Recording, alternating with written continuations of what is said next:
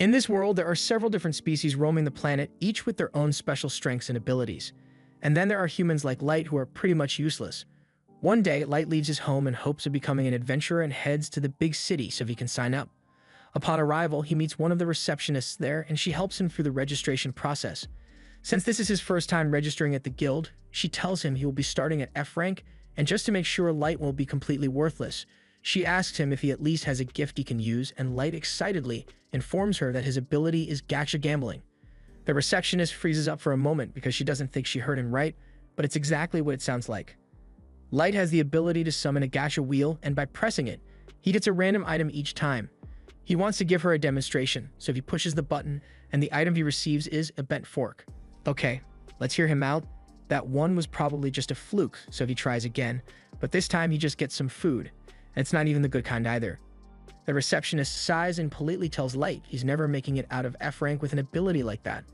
Light asks her if there is any work he can accept as an F ranker, and she directs him to the bulletin board where all the available jobs are posted. But on top of being useless, he's never been to school, so he doesn't know how to read. The receptionist understands his struggle, so she takes out a list and tells Light that the best options for him at the moment are the firewood gathering, soil hauling, or landscaping jobs, but the pay is barely scraping minimum wage, so he won't earn much from it. Light says he'll happily do it, so later that day, he is out doing as much manual labor as his little body can handle.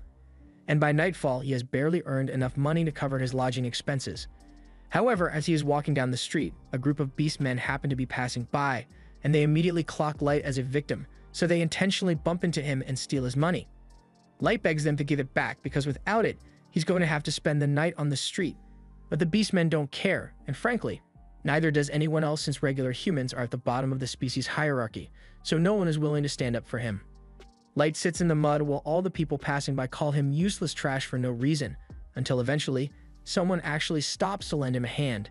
Light takes the woman's hand thinking she's a fellow human, but when he realizes she's an elf, he recoils in fear because he thinks he's about to be taken advantage of again. The elf tells him he doesn't have to worry, and to prove it, she gets down on her knees in the mud just to hug him. Light can hardly believe that an elf would treat a human like him with such kindness, but she doesn't seem to be lying, so Light decides to go along with it. She introduces him to the rest of her party members and explains that they are the Concord of Tribes, a party that incorporates members from all 9 races across the world with the goal of eradicating discrimination among races. The leader is a beastman named Guru, and the elf's name is Sasha.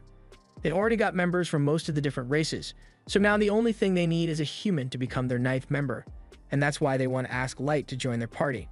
This all sounds good on paper, but of all the people they could get, they really had to choose the powerless and defenseless 12-year-old boy to join their special party.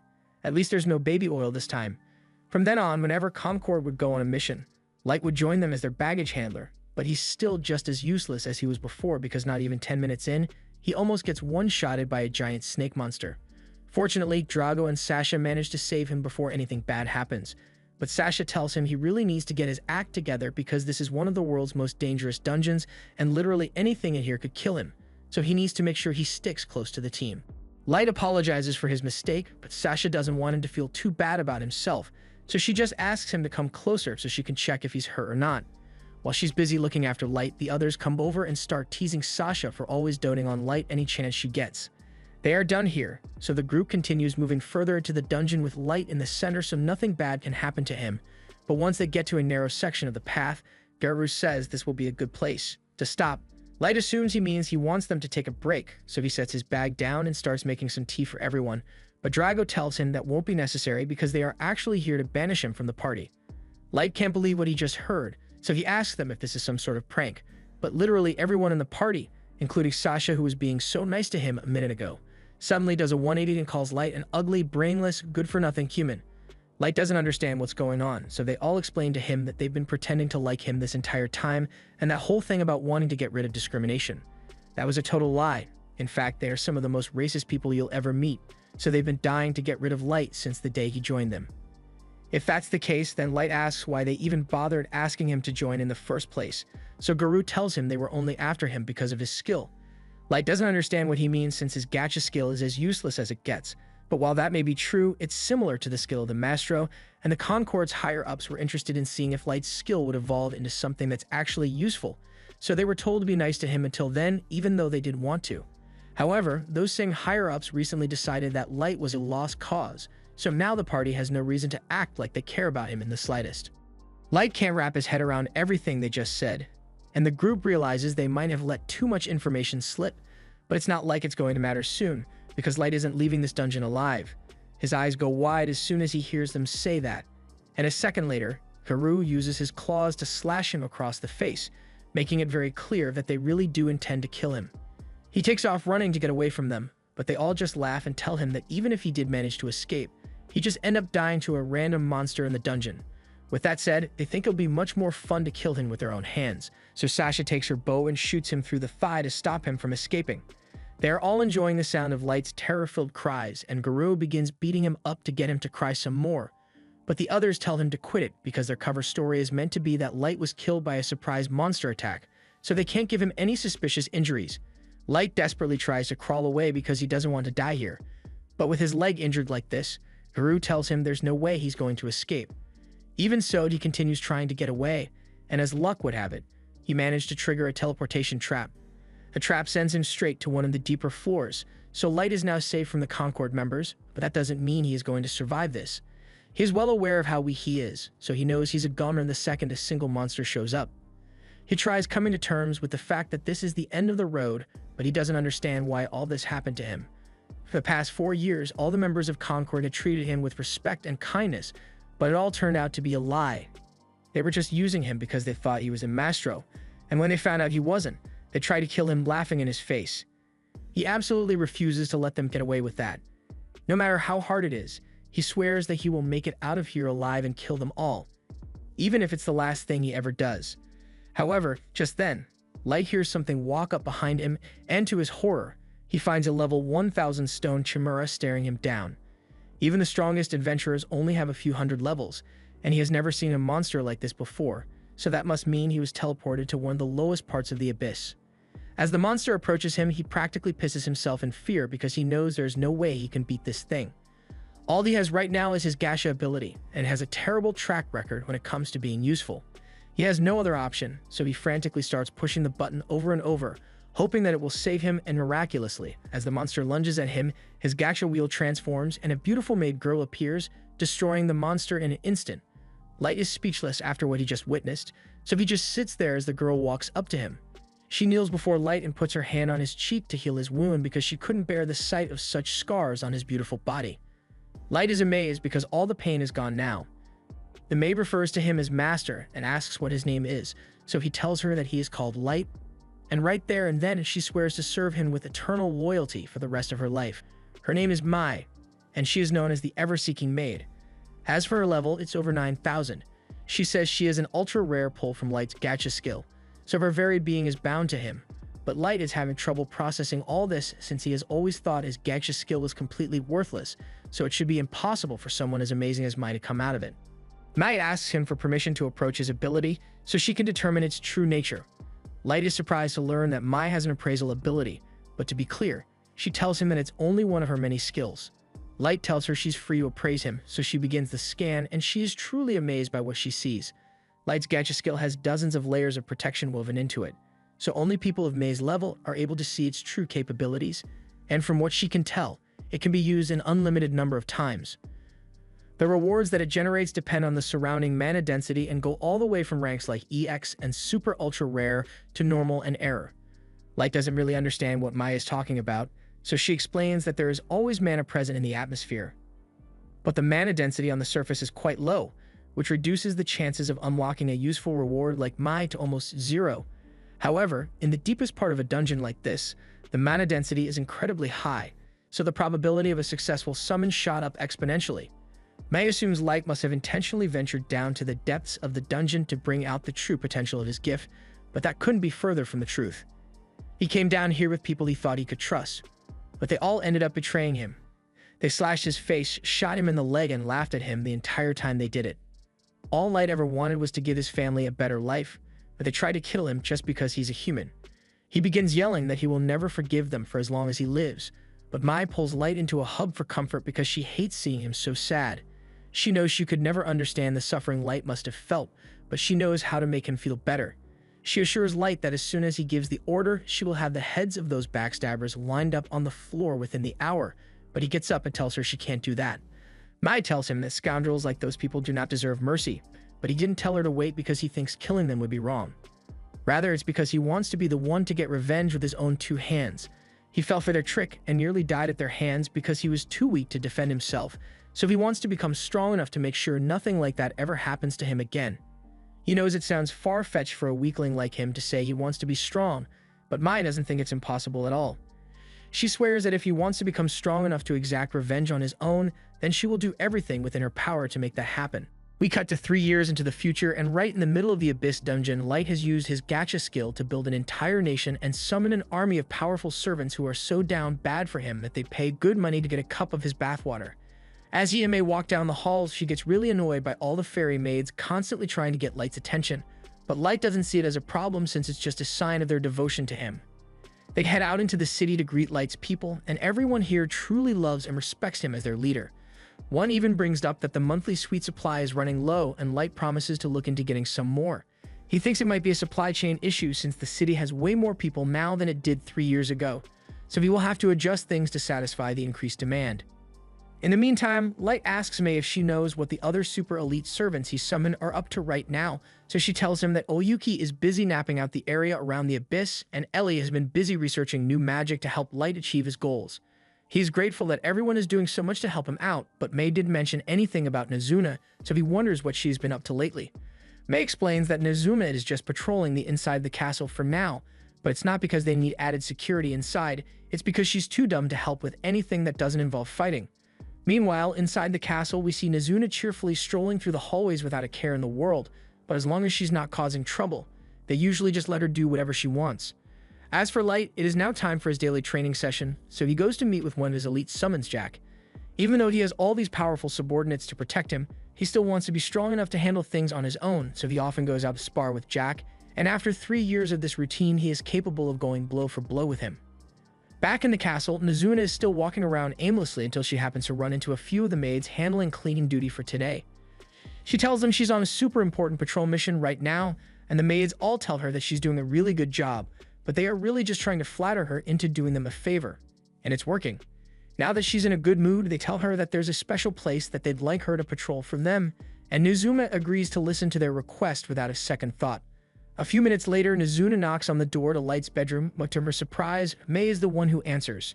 She asks Nezuna what she's doing here, and Nezuna proudly states that she's on patrol, which is technically true. But now that she thinks about it, she wonders what May is doing in Light's room in the first place, since he's supposed to be training with Jack right now. May tries to make up an excuse and says she was just cleaning Light's room for him while he is away, but while she was talking, Nezuna manages to slip inside, and it definitely doesn't look like May was doing much cleaning in here. In fact, if Nezuna had to guess, she'd say May was rolling around on Light's bed and sniffing his pillow until a moment ago. May panics and says that was just part of her special bed-making technique, and Nezuna doesn't question how dumb that sounds for you in 1 second, so she starts praising May for doing such a good job. Speaking of jobs, she finally remembers that the fairy maids asked her to deliver a message to May, and it basically says they are tired of her keeping Light's room to herself all the time because they want to clean his stuff too. Nezuna doesn't really understand what the big fuss is about, but May receive the message loud and clear, so she gives Nezuna a little reward for her trouble and sends her on her way. Now that she's done delivering the message, she heads down to the pastry shop to buy herself a treat with the money May gave her, and afterwards she happens to run into Oyuki on one of the terraces. Nezuna is surprised to see her here since she thought Oyuki was out on a surveillance mission, but she just keeps mewing, so Nezuna has no idea what she's saying. Light is usually able to decipher what those mews are meant to mean, but Nezuna's best guess is that Oyuki wants Nezuna to destroy the entire forest for her for no reason. Nezuna would definitely do that too, if no one corrected her, so Oyuki is forced to break character and speak normally to tell Nezuna that she just came to deliver a section of the map that she completed.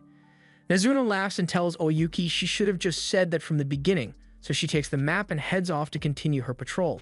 Her next stop is the throne room, and after making sure there's no one around, she starts hugging Light's throne because she hasn't gotten to see him at all today. But while she is doing that, she suddenly hears a loud crunch sound, and to her horror, she realizes that she just broke the wing off one of the throne fixtures. She's going to get in a lot of trouble if anyone finds out about this, so she frantically fixes it just enough so it will break as soon as someone else touches it, and then she bolts out of there. Outside, Light and Jack are finally done with their training session, so they call it a day and head to the baths to relax. Jack tells Light he is getting really good at controlling his body, and there aren't many people down here who are strong enough to keep up with him anymore. The same probably goes for the people on the surface, but he reminds Light that he shouldn't let himself get too cocky, because they don't know what might be waiting for them on the surface. Light says he understands that he needs to be prepared, and he promises not to let his power go to his head so there will be no mistakes when the time comes for his revenge. Meanwhile, May has called the 4 fairy maids who gave Nazuna that message into her office, and she does not seem happy. She asks them if they know why she has summoned them here today, and they try to feign ignorance, but then May reads out their letter word for word, and she already got Nazuna to tell her that they were the ones who wrote the letter, so there's no way for them to weasel their way out of this mess. They all shuffle backwards and start apologizing for what they wrote, but they try to downplay their actions by saying they only did it out of concern for May. They say they know she's been busy lately, so they wanted to lighten her load by taking over the cleaning of Light's room for her, and maybe sniffing a pillow or two while they were at it. But that's not the point. May is also disappointed by the fact that they made Nazuna do their dirty work for them, since she might have considered it if they had the guts to deliver their message in person. She tells them that their request has been denied, and until further notice, they will be assigned to cleaning the entire corridor that leads to the throne room. And they aren't allowed to use any magic to speed up the process either. The maids can't believe May would give them such an impossible task because it'd take forever to clean that huge corridor by hand, but May doesn't think it'd be that hard. If anything, she says she's doing them a favor since level 500s like them need to put in a lot of hard work if they ever hope to reach her level. Additionally, May informs them that she is heading to the surface soon on a mission for Light, so the 4 of them are going to have to pick up the slack while she's gone. Later on, the 4 maids gather in their room, and they are really upset by the fact that May is punishing them for making a simple complaint. They don't think it's fair that she's the only one who gets to bask in Light's scent, but May is the strongest of them all, so there's no way they can stand up to her. Prime suggests that they could try poisoning her, but Hifumi already looked into that, and May is immune to all forms of poison, so there's no way it'd work. They all resign themselves to defeat and start groaning about how much they want to clean Light's room and sniff his bed. Hifumi takes it a step further and says she wants to use one of Light's used forks, but hearing her say that out loud makes it sound weird, so the others all call her a degenerate and say she's taking it too far. Hifumi defends herself and says everyone here would probably do the same thing if they got the opportunity, and they can't deny it, so they really are just as bad as Hifumi. Now that they think about it, May isn't much better than they are either, since she was all up in Light's bed earlier today, and the fact that she was the first one Light summoned means that for who knows how long she and Light were alone in the dungeon together. And at the time, Light's level was so low that he wouldn't have been able to defend himself from any monsters, so he was probably clinging to May the entire time. They'd all go mad with jealousy at the thought that May might have done indecent things with Light at some point, and Hifumi comes up with the bright idea of turning their jealous energy into a curse, so they all sit at the table and begin chanting over and over for May to die. Unfortunately for them, May has been standing outside their door this entire time, and she could hear every word they just said about her, so she asks them if they have anything to say for themselves. The 4 cower behind the table and begin telling May that they would never actually wish for anything bad to happen to her, but May clearly heard them praying for her death, so she asks what that was about. The group eventually admits that they were just jealous because May was summoned first and got to spend a lot of alone time with Light because of it, but May tells them that nothing indecent happened between her and Light. It took around 3 months for Light to summon Oyuki, and in that time May was busy teaching him about martial arts and world history, so no debauchery took place. The girls are relieved to hear that, but then May continues speaking and tells them that she had originally come here to apologize for giving them such a harsh punishment earlier, but after what they just did, she thinks she may need to be even harsher than before. She tells them that they will now be required to clean the entire throne room in addition to the corridor. The 3 kneel at May's feet and beg her to reconsider because there's no way they'd be able to clean the giant throne room by themselves, but May tells them they shouldn't have thought of that before they decided to prey on her downfall. They are forced to get to work immediately, and at this rate, they might have to work through the night to get it all done. But while Hifumi was dusting off the throne, the wing of the broken fixture falls off, and they all go silent as they realize just how screwed they are. All the while, Nazuna is lying in her bed without a care in the world. The next morning, Light heads outside and meets Oyuki, Nazuna, and Ellie out by the front gate. Nazuna is particularly excited to see Light since she didn't get to talk to him at all yesterday. Light wants to go straight to the point, but just then a rockhound appears out of nowhere, and even though Light is strong enough that it isn't a threat to him, he still begins trembling with fear a little because he remembers the day he nearly died to one of these. The others are enraged that a mere hound would dare to frighten their lord, so they start discussing plans to wipe its kind from existence. The hound didn't even do anything yet, but it can tell that one wrong move would spell its doom, so it lies down on the floor and starts whimpering for its life. Light tells the others that there's no need to get so upset because he's fine, and he even goes over to pet the hound to show them that it doesn't bother him. He apologizes to the hound for scaring it so much, and if he hadn't stepped in, they'd have actually wiped out its entire species without hesitation. They ask Light if there's a reason he told them to meet him out here, and he says May told him everything is ready for the mission, so they can finally head out to exact his revenge. Meanwhile, elsewhere in the world, Garou is walking through a Beastman town, and as the Beast hero, everyone here is fawning over him. In fact, this one dude in the back even offers to pimp out his own sister, but Garou isn't interested right now. Just then, he spots a poor human sifting through the trash for something to eat, and this kid was nowhere near Garou, but he decides to take a detour just so he can knock the child to the ground and spit on his face for fun. Afterwards, Garou and his team of lackeys head to a private room so they can begin glazing him. Figuratively, of course.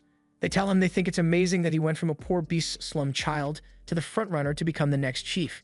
Even the current village chief has acknowledged his power, so they ask him how he managed to get this far. Garou brags that he just uses his instincts to pick out the best jobs for himself, like that one he took 3 years ago. He got paid a lot to pretend to be part of a race unification party, and all he had to do was finish off a human who was suspected of being a master. He never actually confirmed whether Light was dead or not, but with how weak he was, there's no way he could have survived down there on his own, so he thinks it'd be best to just forget about the brat. However, a moment later, May walks into the room asking about Light. Garou's lackeys yell that she has no right to speak to him like that, but Garou says it's fine because he would like to hear what business she has with him. May explains that she's a maid serving Lord Light, and she makes up a story claiming that Light is of noble blood and she has been searching all over the continent for him. Garou is skeptical since the people who hired him for that mission did a thorough background check on Light, and Light himself never mentioned anything about being a noble, but May definitely looks like a rich noble's maid, so he sees this as a good opportunity to make some cash. He asks her what she wants with him, so May says that she recently discovered that Light supposedly passed away in the dungeon 3 years ago, so she would like Garou to lead her to his last known location so she can pay her respects. She even offers to pay him in solid gold for the trouble, but Garou's senses are warning him that this whole thing is a trap. It seems way too fishy that she's willing to pay so much just for them to lead her into the dungeon, but since May looks like an ordinary human female, Garou brushes off his concerns because there's no way a human would be able to beat him. He agrees to lead her to Light's last known location, but he says he's not doing this for the money, he's doing this because Light was a good friend of his, and he wants to help out in any way he can. May knows that everything he just said is complete BS, but she has to stay in character, so she thanks him, and a month later, the group is closing in on the spotlight went missing. However, Garou has no intention of actually fulfilling the terms of the agreement, so as soon as they get there, he plans to attack May and let her die the same way Light did. Once they arrive at the spot, May falls to her knees in despair at the thought of how hopeless Light must have felt back then. Meanwhile, Garou tries to spin a story about Light getting attacked by a monster and falling into a teleportation trap before anyone could save him. But as he is speaking, several of his men begin blocking off the exit so May won't be able to escape once they attack. They are just about to pounce on her. But May suddenly says that if only she had been with Light from the start, then he wouldn't have been tricked and betrayed by such lowlives. As soon as he hears her say that, Garou panics and backs away because no one aside from the other Concord party members and the higher-ups know about what really happened here. He demands to know how she found out about that and accuses her of being a spy from one of the other races, but May feels insulted by that statement. She is and will always be a maid dedicated to serving Lord Light with all her being, and for Garou to suggest that she's anything is a crime punishable by death. Garou feels a terrifying pressure coming from May, and even though she's just a human, his instincts are telling him to get the hell out of here right now. However, just as May was able to lose her cool and plaster the wall with Beastman blood, Light shows up and tells her to stop because Garou is his prey to deal with. Garou and his men were stunned. None of them had heard Light approaching. Garou couldn't believe his eyes. He hadn't even considered the possibility that Light could have survived. Light Casual says he is back to get his revenge, but Garou begins to laugh because he thinks it's hilarious that a level 15 human like Light thinks he is strong enough to get revenge on someone like him who is level 150. Garou has no idea how Light managed to make it this far, but he's sure that if he kills Light and brings him back now, then he will be promoted to chief in no time. Light sighs and asks him if he's really not going to ask him how he managed to survive before resorting to violence, but Garou just assumes Light got lucky and was saved by May after he was teleported, which is actually exactly what happened. Garou orders his men to attack Light, so two immediately charge forward to strike, but before they could get too close, their heads are suddenly divorced from their bodies by May. Garou's remaining men couldn't even keep track of May's movements, so they are starting to freak out, but Garou tells them to calm down because he's sure that was just a fluke. Meanwhile, Light thanks May for taking the initiative to protect him, but he says he can handle things on his own from here, so he just wants her to guard the exit and make sure no one leaves. Garou tells his men there's no need to worry because they can't possibly lose to a pair of inferior humans, but Light is starting to get sick of listening to Garou go on and on about how he is so much better than humans when in reality, he is the weak one here. Garou doesn't believe that for even 1 second, because it is well known that all humans are weak and have little mana compared to the other races, so they could never be weaker than Light. If that's what he truly believes, then Light asks him why 2 of his men have their heads rolling on the floor if they are all stronger than him, but Garou just dismisses that as a careless mistake. He and his goons then proceed to jump at Light, so he calmly closes his eyes and proceeds to dog-walk them while barely lifting a finger. Garou falls to the ground wide-eyed because he just got hit harder than ever before, and he couldn't even see it coming. Light stands over his body and asks him if this is really the best he and his so-called superior race can accomplish, but Garou can't stand the fact that Light is looking down on him, so he decides to use his trump card and smashes a necklace to the ground, summoning a level 500 Fenrir to take care of Light for him. He proudly yells that this is the end of the road for Light, but Light tells him that level 500 is still way too weak to be a challenge for him. Garou thinks Light must have gone insane from fear. There's no way he could possibly defeat a Fenrir on his own. He tells him to get down on his knees and beg if he wants a painless death. Light can see that the power difference here hasn't sunk in yet, so he sets his staff aside and tells Garou he won't move from this spot, so he is free to hit him with his best attack. Garou is still convinced that Light must be bluffing, so he charges up his Fenrir's Howling Beast Blast and hits Light with enough energy to vaporize a small fortress. However, when the dust settles, Light is still standing, unharmed and unmoved. He thinks it's a little embarrassing that Garou was bragging so much about an attack that barely did anything. He also thinks it's weird that Garou keeps calling his summon a Fenrir when it's barely strong enough to be classified as a Fenrir puppy. He then pulls out a summon card and says he will show Garou what a real Fenrir looks like right before summoning a wolf god. This is a level 9000 Fenrir that goes beyond anything Garou has ever seen in his life, and after Light orders it to take care of Garou's summon, it literally just blows some air in the direction of Garou's wolf, and it is suddenly frozen in a block of ice. Seeing Light casually pull out a wolf that was able to no-diff his summon finally makes Garou realize how screwed he is, but Light tells him the wolf god was just for show, because he could have taken care of Garou's summon on his own if he had wanted. And to make the difference in strength absolutely clear, Light enables his status screen to show Garou that he is currently level 9,999. He is absolutely terrified now because he didn't even know levels could go up that high, and he is starting to think that Light is an imposter. But it's not like it matters whether this is the real Light or not, since he's definitely going to kill Garou with how things are going. He throws down his weapons and his pride and begins begging Light to spare his life. He says he was just following his country's orders and he never would have betrayed him otherwise. He looks up, hoping that Light will have mercy on him. But before any of that, Light says he has a few questions for Garou. First, he asks him about the masters that his higher-ups asked him to find, but Garou says he doesn't actually know what they are. Light then asks him why those same higher-ups ordered Garou and the others to kill him after confirming that Light wasn't a master, but Garou really doesn't have any information. He just did as he was told. Light then asks the rest of the beast men if they know anything about the masters, and they all lie that they do in hopes of getting Light to spare them. But in the next moment, May slices them all to bits for daring to state falsehoods in front of Lord Light.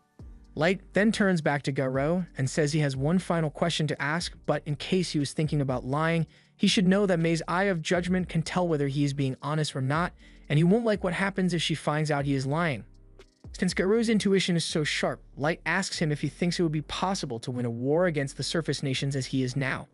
Garou gulps in hesitation, but he eventually tells Light that his incredible strength would certainly give him an advantage early on in the battle, but he would eventually lose.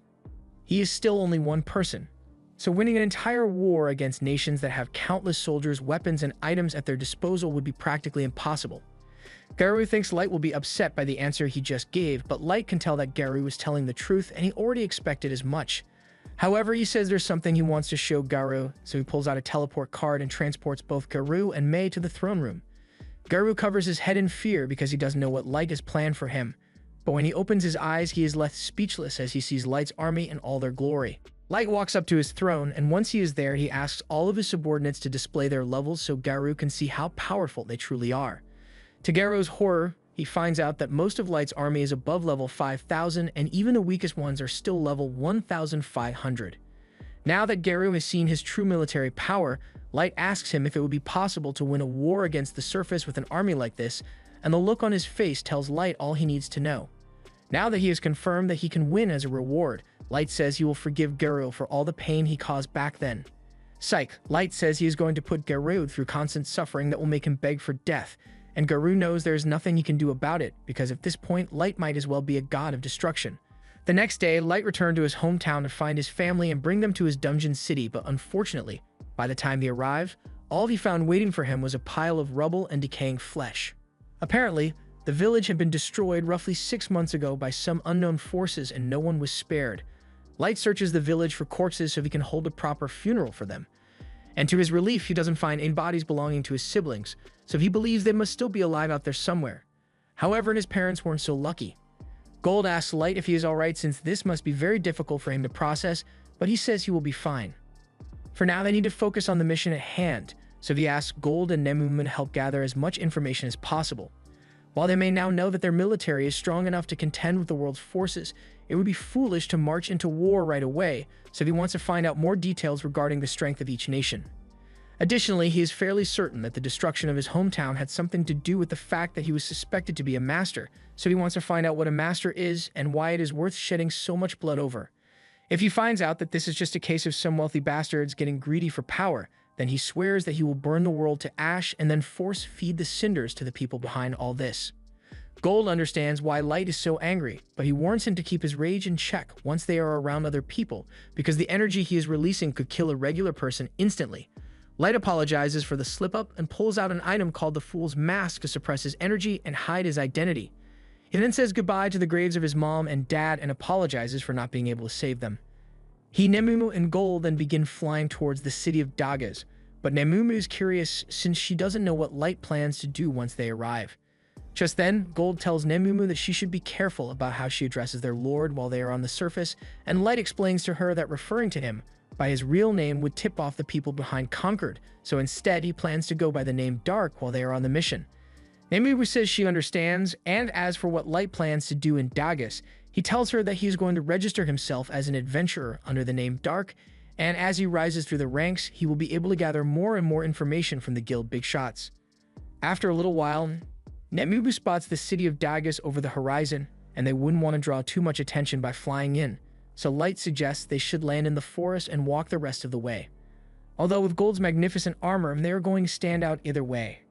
As the three are walking through the forest, they come upon a scene of a human tradesman being robbed by a bunch of dwarves, and while they would have preferred to stay out of sight until they got to the city, Gold's armor comes with inbuilt sparkle animations, so the bandits immediately notice him.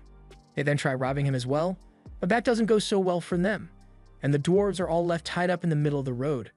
The two humans are extremely thankful that they have been saved, so they offer to give Light and the others a ride into the city as a gesture of gratitude. Along the way, the man's son talks about how amazing Gold was since he had never seen someone take out dwarves so easily before.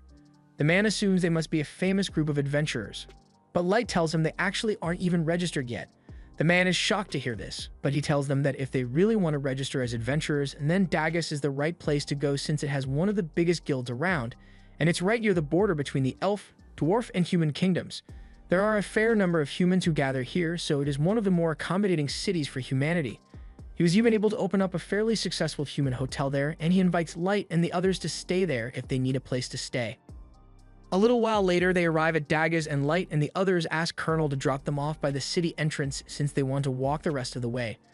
For Gold and Nemumu, this is their first time actually seeing a surface city, and they notice that there are a lot of shops around that sell armor and weapons, but Light tells them that's just because there are a lot of adventurers here.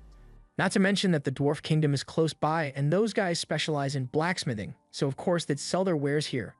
Once the group arrives at the guild, Nemumu notices that all the humans seem to scatter whenever someone from a different race walks by, and Light takes that as a sign that humans are treated poorly in this city as well, even if it isn't immediately obvious. He heads to the front desk to register, and as usual, he's required to start out at F rank, so Light is going to have to do a few quests to raise his rank later. But before that, they need to find a place to stay, and Light recalls Colonel mentioning that he owns a hotel, so he and the others decide to head there. Colonel is surprised to see Light again and asks what he can do for him, so Light says he has a special request to make. He tells Colonel that he would like to rent out the entire top floor of this building, and under no circumstances should anyone, even Colonel's staff, be allowed to enter. As payment, he plops a bag full of gold coins down on the table, and Colonel is left speechless because he doesn't know what to say. Light says he can pay more money if this isn't enough, but Colonel tells him this is already 10 times more than enough. He says he can't accept this kind of money from the man who saved his life earlier, but Light insists, so Colonel eventually accepts the generous offer and says he will get the rooms ready as soon as possible. A little while later, Light and the others head upstairs and he takes out a few perception-blocking spell cards and casts them on the room to ensure that no one will be able to eavesdrop. He can finally relax without having to worry about someone spying on him, so he pulls up a chair and takes a seat so he can rest. While Light is seated, Nemumu speaks up and tells him that while she is aware that he is very powerful, and that he chose to become an adventurer here to gather information, there is always a risk that he might get hurt on the surface, so she thinks it would be safer if Light returned to the dungeon city and let them handle things here on their own. Light is a nice person, but what Nemumu just suggested is basically trying to sideline him in his own revenge plot, and that pisses him off to the extreme because she's essentially saying she thinks he's too incompetent to pull it off. Nemumu immediately realizes that she screwed up, so she begs Light to forgive her insolence, but it's too late for that. He looks like he might actually kill Nemumu for what she said, and Gold can tell that things are getting really tense, so he laughs and tells Light that Nemumu simply doesn't understand the appeal of revenge. He tells her that Light wants to exact his vengeance with his own two hands without any middleman, and that's a noble cause to work towards. Hearing Gold's lighthearted banter makes Light realize that he may have gone too far, so he gets down and apologizes to Nemumu for letting his emotions get the better of him since he knows she only said that out of concern for his safety. But Nemumu acknowledges that this was her fault for stepping out of line with her comments, so she begs him to allow her to pledge her allegiance to him once more. Light really doesn't think that's necessary, but he agrees to let her do it anyway, so Nemumu gently lifts his foot and kisses it. In this world, a kiss to the foot is the greatest show of respect one can show towards a leader, but Light has never really been a fan of this custom, especially with how awkward it was to have all his subordinates kiss his feet one after the other when he first summoned them. Even Gold acknowledges that it's kind of weird, especially since Nemumu looks like she's enjoying it way too much.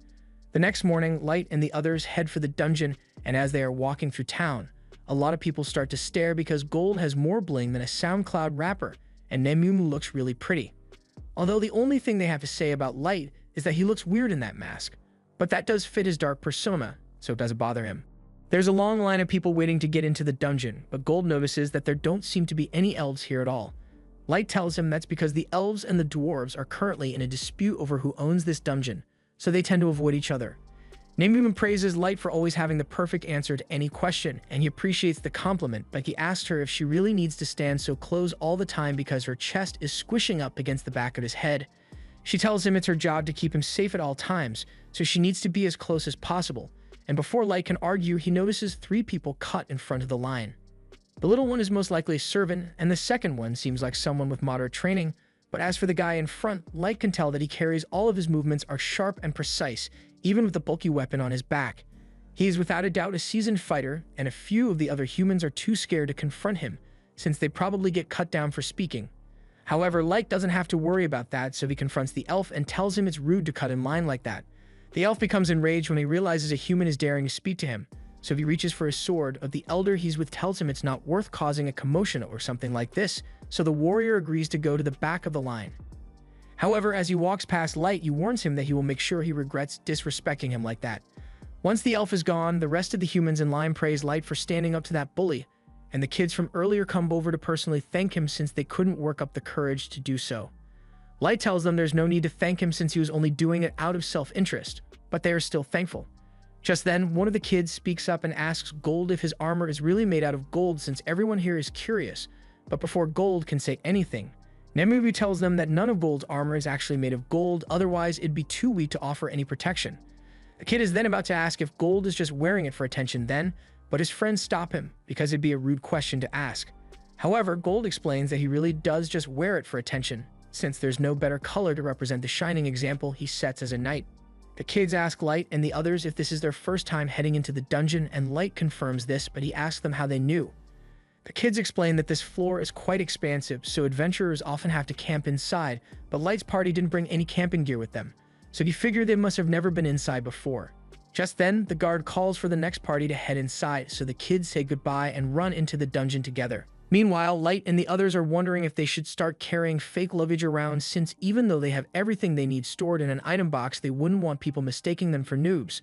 A little while later, it's their turn to enter the dungeon, and this is Light's first time entering one aside from the abyss. Dungeons are filled with mana that gets stronger the deeper you go, and it often leads to the creation of things like monsters and traps, so the inside of a dungeon is practically its own world. Once they arrive on the first floor, Light casts concealment magic on all of them so enemies can't track them down, and they all start flying towards the second floor. Meanwhile, that elf from before is busy taking his anger out on a bunch of orcs because he can't believe a human would dare to speak to him in such a manner. His name is Keto, and he says he is a legendary hero from the elf kingdom with the blood of a master flowing through his veins, so he deserves respect. He says that would never have happened if his level wasn't so low, but Yenny tells him that a level of 1,500 is already way higher than the usual level cap for elves, but Keto says it's not enough because he needs enough power to obliterate all the fools who mocked him. Yenny tells him he sympathizes because he also wants to get revenge on the idiots who refused to acknowledge his research and exiled him, so he would be more than happy to use that research to help Keto level up even further. Meanwhile, Light and the others have already made it down to the third floor, and they just finished dealing with a large horde of orcs. Light suggests they should start heading back now since they've gotten enough proof for the guild already, and that fight left him pretty dirty, so he wants to take a bath. As soon as Nemu hears that, she offers to wash every inch of Light's body for him once they get back, but he doesn't respond. On the way back, Light and the others run into the kids from earlier, so they head down to meet up with them, but all of a sudden they hear a lot of noise coming from the forest and dozens of wolves come running out. The kids tell Light they need to retreat since they won't be able to fight the wolves, but Light tells them the wolves aren't what they need to worry about because there's an even bigger threat heading their way, a giant quad-scythe mantis. The kids can't believe what they are seeing since the mantis monster species was supposedly exterminated 10 years ago, and there's no way they can handle one on their own. The leader asks Mia to try hitting the mantis with some magic as a distraction, but he knows that won't be enough, so he desperately turns Light and the others and asks them to help disorient the monster so they can all escape together. However, after hearing that the kids plan on retreating, Light asks if that means they won't mind if he takes it for himself. The kids think he's crazy because a mantis like that has got to be at least level 500, but Light tells them there's no need to worry because he and his friends are more than capable of dealing with it. Gold steps up to take the first swing at it, and to his surprise, the mantis is actually able to block a bunch of his strikes without suffering much damage, so its claws must be sturdier than he thought. Light decides to go up next and launches a fire arrow straight at the mantis, but before it could connect, the mantis parried it and sent it right back at Light. As the kids watch this, they think Light and the others are in trouble, so they ask Mia to hurry up with her attack magic, but she's way too excited about what Light just did to focus. He just used combat-grade magic without having to use an incantation, and she didn't even know that was possible. The others don't know much about magic, so they can't tell what counts as impressive or not, but they Light and his friends. However, Gold tells them they are better off sitting this one out, and as an added bonus, he says he will give them a little lesson about what it means to be a knight. For one, he tells them that a shield doesn't need to be limited to just defense, and as the mantis attacks him, he turns around and perfectly parries its attack, shattering the mantis's claw in the process. He then tells them that a knight must never miss an opportunity to strike, so while the mantis is still reeling from the pain of losing its claw, Gold rushes behind it and chops off one of its legs. Light then comes in with more fire arrows, but this time, as the mantis deflects them, the arrows simply change trajectory and fly into its back. Light has taken control of the arrows, so now, no matter what the mantis does, they will always hit their mark. All of the mantis' limbs are eventually blown off, and it realizes it stands no chance at defeating Light, so it books it back towards the forest, and Light is surprised that it is smart enough to decide to retreat. But he's not going to let it escape after all this. He casts a firewall in front of the mantis to stop it from getting to the forest, and Mia is absolutely losing her mind because she has never seen anyone use such widespread tactical magic instantly like that. There's nowhere left for the mantis to run, but it's still got its wings, so it takes off into the sky as a final escape attempt. However, before it could flee, Nemu leaped up after it and diced it to pieces midair. After she returns to the ground, Gold tells her that she messed up, and this gets under her skin because she thought she was doing exactly what Light wanted by destroying the mantis, but Gold points out that she also destroyed all the valuable parts, so now there's no way for them to sell any of it when they get back to town. Nemu soon realizes she really did mess up, so she immediately starts begging Light for forgiveness, but he says it's not a big deal. Meanwhile, the kids are all standing off to the side, wondering whether they really just saw a human defeat a quad-scythe mantis or if they hallucinated the entire thing. A few minutes later, while sifting through all the mantis goo, the kids happen to find its magic gem, and by sheer luck, it's still in one piece, so Light will be able to submit it as proof of his accomplishment. But before he leaves, One of the kids approaches him and asks if he is from a famous party of adventurers or something because he seems way too strong to be a newbie. However, Light informs them that they are all indeed F-rankers, and the kids don't know what to believe anymore. Now that the fight is over, Mia uses her magic to create a water ball and offers to let Light use it to wash the mantis goo off himself. Light is grateful that she would use her precious mana to allow him to wash himself, but she says this is the least she could do. Since it's getting late, the leader asks Light and the others if they would like to camp out with them for the night. Partially because it's dangerous to roam around once it gets dark, but also due to the fact that Mia really wants to talk about magic with Light. And since there's no harm in it, Light agrees to stay. While the group is eating, Mia asks Light all sorts of questions about his past, but he can't exactly reveal his plans to her. So he makes up a fake backstory and says both of his parents were powerful mages, which is why he is so good at casting magic without incantations. That makes sense to Mia, but her brother says he still doesn't understand why it's so impressive. After hearing him say that, she goes on a long rant about how incredible Light's magic was. There are 3 main classes of magic, namely the combat class, magic that can be used on a single target, tactical class, magic that affects a wide area, like the firewall Light used before. And finally, there's strategic magic, which has the potential to affect the world on a global scale. It includes things like creating earthquakes or meteorite strikes, but it usually requires a group of elite mages pooling their mana together and reciting incantations to pull that off. For the other races, casting advanced spells is easy, but humans, on the other hand, are rarely able to achieve such a thing. That's why she was so amazed that a human like Light could pull off such a feat. Mia's brother still doesn't understand much about magic, but from what Mia has said, he can tell that Light must be truly incredible. However, he tells Mia to give herself some credit as well since her magic was good enough to earn her a referral to the Magic Academy from the Duchy. This gets Light's attention, so he asks if they are referring to the one in charge of the nation formed jointly by all 9 races, the Principality of 9. Mia confirms this, and Gold acknowledges that she must be a talented mage to have been recognized by the Principality. Mia's brother agrees, but unfortunately, both of their parents passed away from a plague, so she couldn't afford to attend the academy, and they were forced to create an adventuring party with 2 of their childhood friends, Jimra and Wordy, just so they could get by. Right now, their goal is to earn enough money from exploring dungeons to send Mia to the academy, but Mia says she's happy just getting to spend time with them, so they don't need to push themselves too far for her sake. Her brother assures her that he won't do anything reckless, and seeing Mia and her brother talk like this reminds Light a lot of the time he used to spend with his little sister. Just then, Mia and her brother ask Light why he decided to become an adventurer, so he makes up a story and tells them his parents died in a fire, and he was left with severe burns, so he is searching for a magic potion to heal himself. That sounds really rough, so no one knows what to say anymore, and Jimra doesn't like all the tension, so he gets up and asks if Gold and Nemumu are dating. Nemumu immediately becomes defensive and says she would never date someone like Gold, and Gold is much calmer about it. But he says he has no interest in a woman as immature as Nemumu. While those two are arguing, elsewhere in the dungeon, Kido is busy cutting down orcs to get Yannick the research samples he needs for his experiment to surpass the level caps imposed on each race. And now that he has enough magic material ready, he says all he needs is a human guinea pig, and Kido knows exactly who he wants to hunt down for the experiment. Some time goes by and Light heads to the guild to exchange his latest haul of magic stones. A large crowd forms around him because they've never seen someone return with so many magic gems. After Light and the others defeated the Mantis, they earned quite the name for themselves in the city, and people now call their party Black Motley. The receptionists have started treating them a lot better lately, and Light is happy to be receiving all this attention since it was his goal from the beginning. As he and the others are walking towards the dungeon, he is suddenly called out to by a man on the road, and Nemumu immediately becomes defensive, but the guy says he isn't looking to cause any trouble. He says his name is Sullivan, and his buddy over here is Gilbert. They heard that Light and his party were able to defeat a quad-sized mantis and made it all the way down to the 5th door, so when he saw him walking by, he just had to talk to him.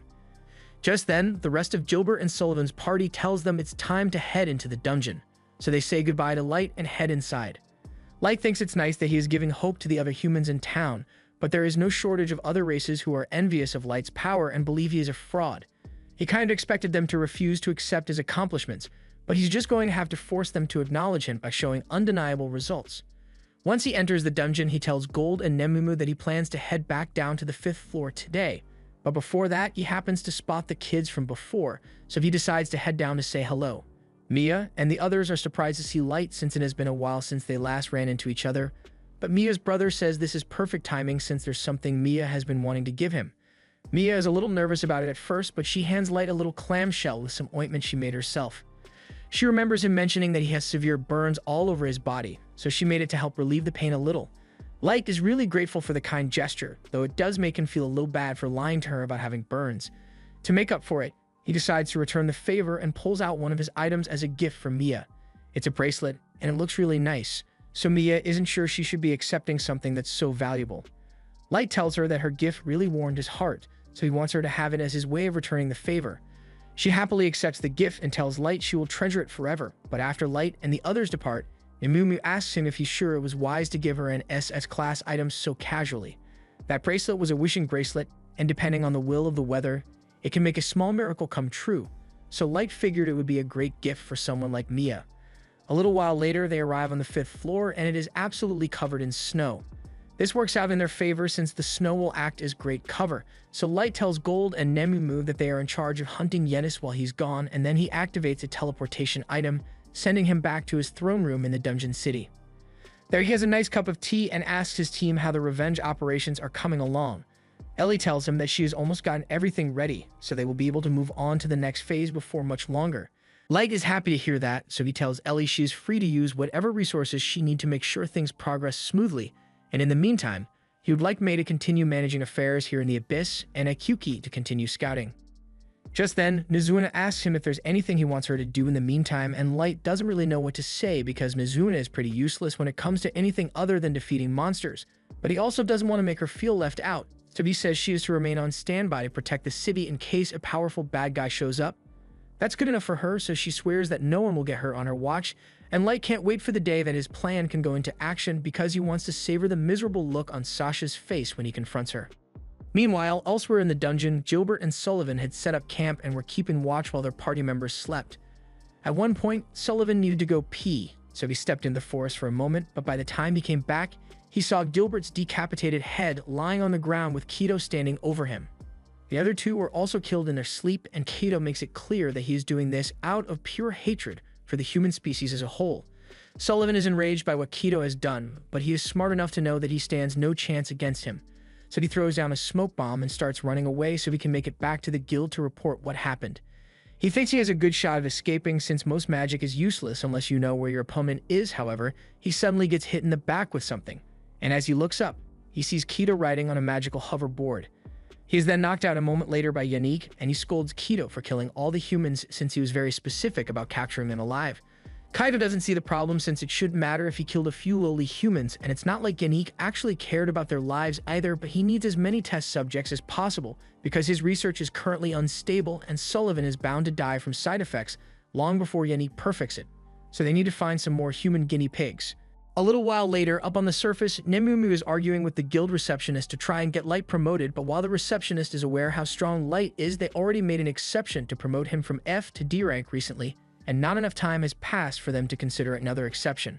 However, she does tell him that if he accomplishes something extraordinary again, the guild would have no choice but to promote him, so Light decides to try it. After looking around for the day, he finds a flyer talking about an unknown adventurer killer, and tracking this killer down should be enough of an accomplishment, so he decides to hunt the killer down. However, he has no leads to go off of, so it is going to be difficult. Gold suggests he could use his Gacha ability to get a card that will help track the killer down, but Light tells him that the cards he gets are completely random, so the odds of him receiving a tracking card are really slim. In that case, Nemumu asks if they should return to the Abyss to get someone who has skills more suited for tracking, and that does sound like a good idea, but it would take too long and he doesn't want to waste too much time catching the killer. They seem to be targeting exclusively humans, and he doesn't want to let that go unpunished. Just then, the three feel a space rift open within the room, meaning something is about to show up, so they get into battle formation and wait to see what it is. However, to Light's surprise, when the portal opens, he sees Mia fall out of the portal unconscious, and after catching her, the miracle bracelet he gave her breaks in two. Light has no idea what happened to her, but he knows it must be bad, so he carries her to bed, and as he does so, he can hear her mumbling to herself about how she needs to hurry and inform him of something. He casts a healing spell on Mia to help her recover, but she's still in no condition to speak, so Light apologizes, but he's going to need to pry into her mind a little.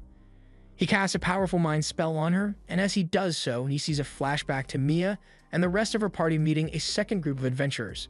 The second group warned them to be careful, because there have been reports of an adventurer killer going around, and the guy apparently only targets humans. The kids had heard about it, but they were under the impression that it was just a rogue monster.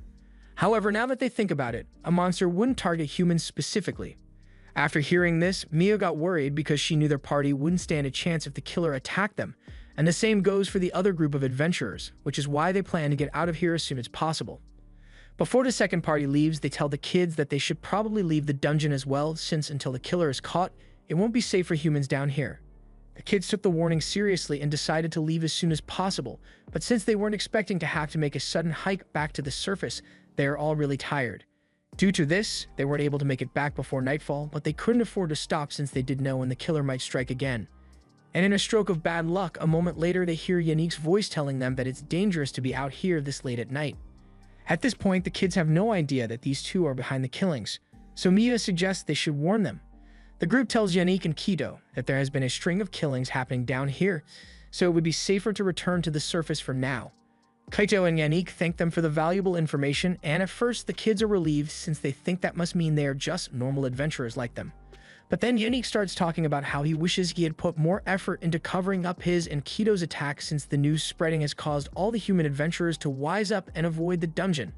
As soon as the kids hear him say that, their blood runs cold at the realization that the killers they were so worried about are the people who are right in front of them. And Kido seems to really be enjoying the look of pure terror on their faces. The kids are all terrified, but they know there's no way all of them will make it out of this even if they run, so the three boys takes out their weapons and tell Mia to flee while they buy her some time.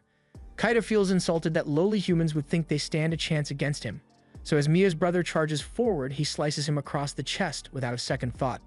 He does the same to the other two as well, and while they aren't dead yet, their wounds are so severe that they are practically knocking on death's door.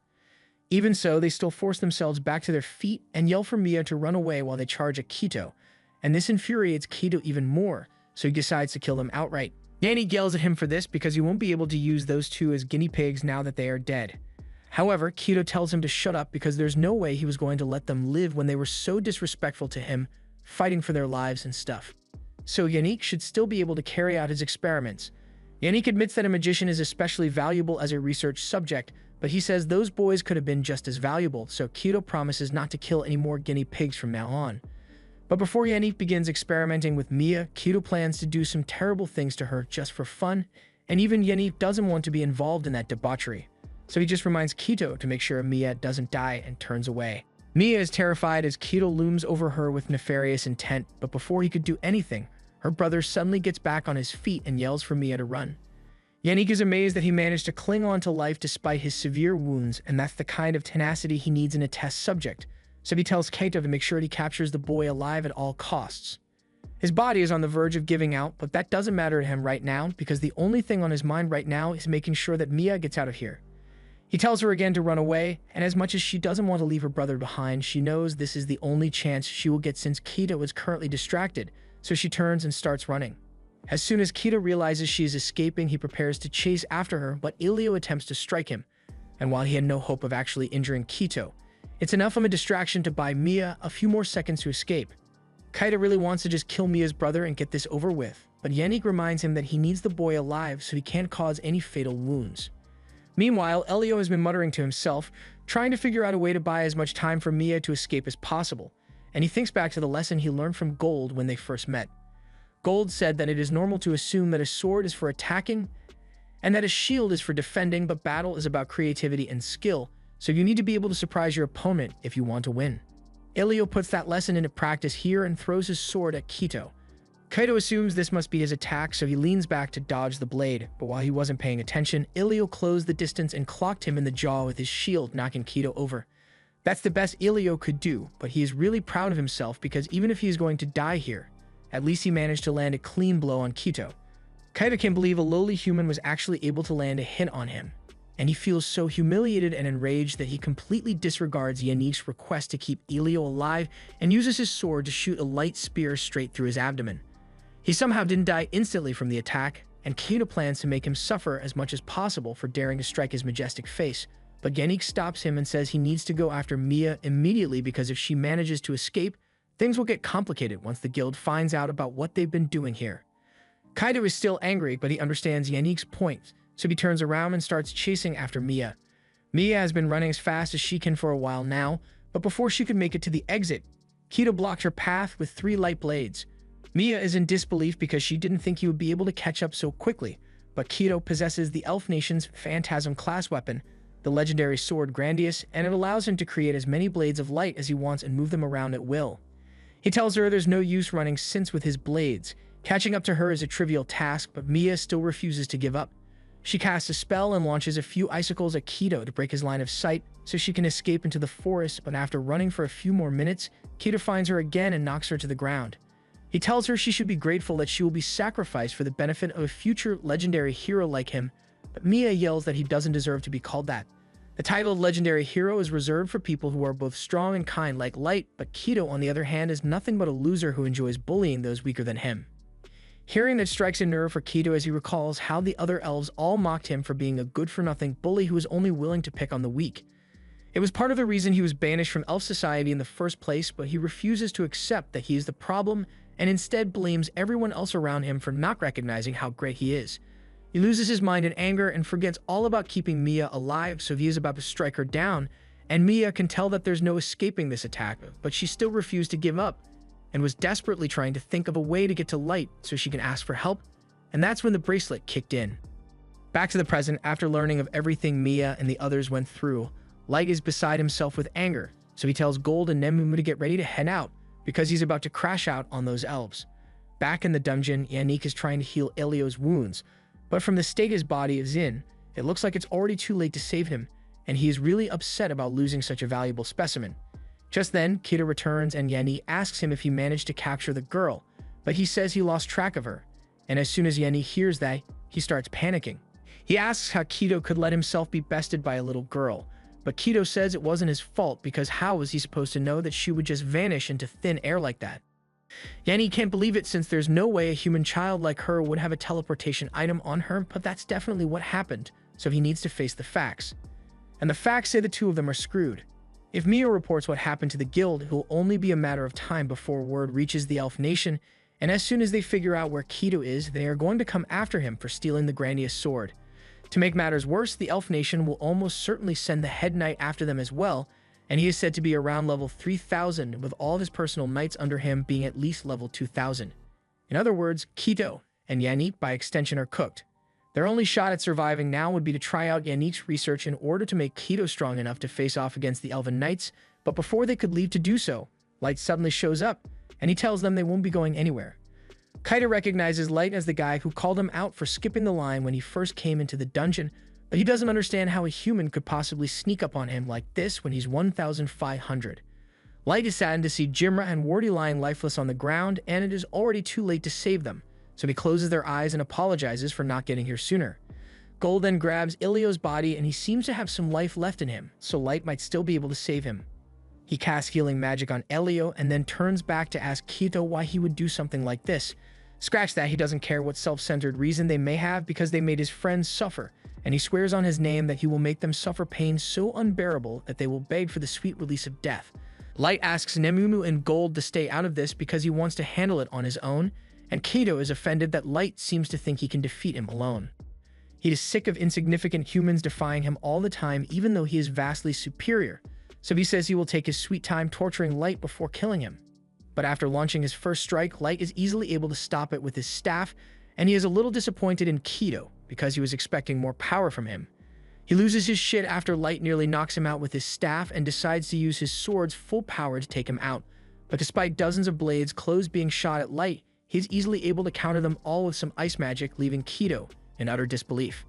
He begins throwing a temper tantrum because he can't accept that a human is actually better than him, and he starts talking about how with the great sword of the ancient Maestro, he shouldn't be losing like this. Light honestly wasn't paying much attention, but as soon as he heard Kido mention a Maestro, he becomes invested because this is the kind of information he's been looking for. Light asks how Kido knows about Maestros, but he laughs and says there's no way he wouldn't know about it. After all, he was born with the blood of a Maestro. After learning that Kaido is a descendant of a master, Light tells Nemumu and Gold that there has been a change of plans. He was originally going to just kill Kaido, but now he wants to take him back to the abyss and rip as much information as he can right out of his head. The two understand, so they tell him they'll handle Yannick while he's busy with Kaido, but Yannick doesn't think it's fair that they are ganging up on him when he isn't a combatant. However, he has something prepared for situations like these. so he points their attention towards the two servants he has behind him, and they begin to transform, revealing that they are the results of Yannick's human-monster hybrid experiment. He then begins ranting about how he combined humans with monsters in order to surpass the natural limit on their bodies, and he would have done a lot more than this.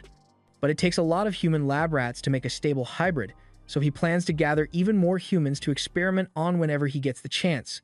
Nemamu, Gold, and Light are disgusted by Yannick's actions, but what's even more horrifying is the fact that Light actually recognizes one of them.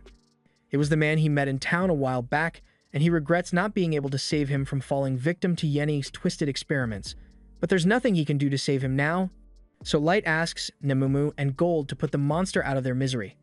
Nemamu and Gold effortlessly slice through the hybrids' bodies to put an end to their suffering, but Yannick still has that smug look on his face and tells them they haven't won yet. He designed the monsters to be able to regenerate from any damage they take, so they are going to have to do a lot more than that if they want to kill the hybrids. Light is starting to get a little concerned about Nemamu and Gold, but he doesn't have any time to go check on them because Kaido keeps spamming sword blasts. Nemamu and Gold try slashing at the hybrids a few more times, and no matter what they do, the monsters keep regenerating, and Yannick is calling them fools for thinking they could defeat his creations. Nemamu and Gold are getting sick of listening to Yannick's constant prattling, and they don't want to prolong the suffering of the unfortunate humans, so they decide to use their special moves to end their suffering quickly. They both coat their weapons in mana and slash at the hybrids, and Yannick begins mocking them again because he believes they stand no chance of killing his monsters. But then he realizes the hybrids aren't getting back up, and they look pretty dead to me. He begins panicking because he can't believe all the fruits of his research could be erased so easily, but while he's standing over the ashes of his victims, Nemamu comes up from behind and kicks him in the nuts to make sure she doesn't have to listen to any more of his nonsense. As for Light, he has been overwhelming Kaido with his magic for a while now, and every time an attack comes close to hitting him, Kaido gets a look of sheer terror on his face, and Light finds this amusing since Kaido was acting all high and mighty a moment ago. Kaido refuses to let a worthless human look down on him, so he gets back up and activates the Holy Sword's ultimate form, enchanting the blade with multiple types of magic and extending his effective attack range. Light is somewhat impressed since the sword seems incredibly versatile, but as cool as it looks, Kaido's aim is garbage, so he can't hit Light at all. He starts whining that Light is a coward for dodging the attacks, and says Light would be dead meat if he could land a hit on him. That's kind of the whole point of dodging attacks in the first place, but Light decides to humor Kaido a little, so he stands perfectly still and tells him to take his best shot. Kaido thinks Light must have gone crazy, but there's no way he's passing up this opportunity, so he raises his sword and leaps into the air to land a clean strike on Light. But while the sword strike definitely connected, it didn't actually do much. Kaido can't believe what just happened because it should be impossible for a human to tank a direct hit from Grandius, and just to make sure the difference in strength is clear, Light tells Kaido he can keep trying if he wants. Kaido takes swing after swing at Light, and every single attack does absolutely zero damage, until Light eventually gets sick of being hit and shatters Grandius's enchantment. He then gut-checks Kaido and sends him flying with a punch to the face. By the time Kaido finally stops rolling on the ground, his face is messed up, and Light stands over him menacingly. He says he has a lot of questions for Kaido, so he won't kill him yet, at least not until he has suffered pain several times worse than what he put all his victims through. Kaido can tell that Light isn't bluffing, and there's no way he can fight his way out of this situation, so he resorts to begging for his life. He tells Light that he is from the Elven Nation, and he was once next in line to become captain of the White Knights, so he will give Light whatever information he wants as long as he has mercy. Kaido looks really pathetic right now, and the sight of his face really pisses Light off because he was calling himself a legendary hero before, yet he is giving up so easily. A hero is meant to fight to the bitter end for what they believe in, even when the odds aren't in their favor, but as arrogant as he is, Kaido couldn't even do that. If anything, Elio, Gimra, and Wardy are the real heroes here because they stood up to Kaido and Yannick to protect Mira, even though they knew they stood no chance. Light apologizes to the corpses of Gimra and Wardy for not being able to save them, but he says he will do everything in his power to make sure Elio survives, so they will be heading back to the Abyss immediately. Just then, Kaido speaks up and asks what's going to happen to him, so Light says he is going to take him and Yannick back home as well because he has a lot of questions he wants answered. A moment later, Light activates his teleportation magic, and by the time Kaido and Yannick open their eyes, they are shocked to find themselves in a completely different area. Yannick can't believe what just happened, so he asks Light where they are right now, and he is told that they are in the deepest part of the Abyss dungeon. Yannick is shocked when he learns that they were sent all the way from the dungeon in Dages to the Abyss dungeon, but he doesn't understand what Light brought them here for. Light says this is just where he lives, but Yannick and Kaido refuse to believe that any person would be willing to live in the world's most challenging dungeon. As soon as they say this, Nemamu starts stomping on Yannick's back for daring to imply that Light is lying, and moments later, the others arrive to see what all the commotion is about. They are pleased that Light has returned to pay them a visit, but they wonder why he brought those ugly elves with him. Light explains that these two are heinous criminals who conducted horrific experiments on innocent humans, resulting in the deaths of many, including two of Light's friends, but they happen to have information on what a master is, so he decided to put off killing them for now. As soon as the girls hear what Kaido and Yannick have done, they all start staring at the two with murderous intent and talking about all the ways they plan to make them suffer for what they have done. Light expected that kind of reaction from the four of them, but he makes it clear that they aren't allowed to kill these two until they have gotten every last bit of information about masters from them, and they all agree to hold themselves back if that's what Light wants. In the meantime, Light asks Gold to take care of healing Elio, and he wants Nemamu to come with him because he plans to give Gimra and Wordy a proper funeral.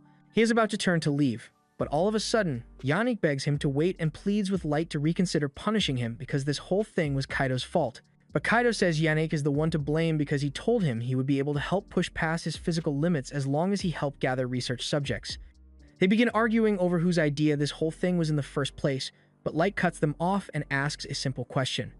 While they were parading themselves around like gods, killing and torturing the weak humans like worms, did they ever show mercy when they begged for their lives? Kaido and Yannick completely freeze because they know they never showed even an ounce of mercy to any of their victims, and their silence tells Light everything he needs to know. So he says they will be getting the same treatment, and there's nothing they can do about it. A little while later, Mia wakes up at the inn in Dagas, and she sees Light sitting next to her bed. So she asks him what happened since the last thing she remembers is being chased by Kaido. Light tells her that he and the others happened to find her just as the adventurer killers were about to capture her, so they brought her back to the inn so she could rest. Light also tells her that they managed to heal Elio's injuries and save his life as well, but when she asks what happened to Gimra and Wordy, he unfortunately doesn't have any good news to share. He hands her a lock of their hair and tells her that Gimra and Wordy died from their injuries before he could get there. And Mia is devastated by the news, but she is still very grateful that Light came to help, since without him, she and her brother never would have survived. Light gets up to give her some time to sort out her feelings, but he does feel a little guilty because times like this make him wonder if using his strength solely for the purpose of revenge is really the right thing to do. The next morning, Light heads over to the guild to report the adventurer killer incident and provide all the relevant information. However, he leaves out the part about him taking Kaido and Yanni into custody, so the guild still thinks they are out there somewhere. As a reward for the valuable information Light provided, as well as for saving two potential victims, he and his party are officially promoted to C rank.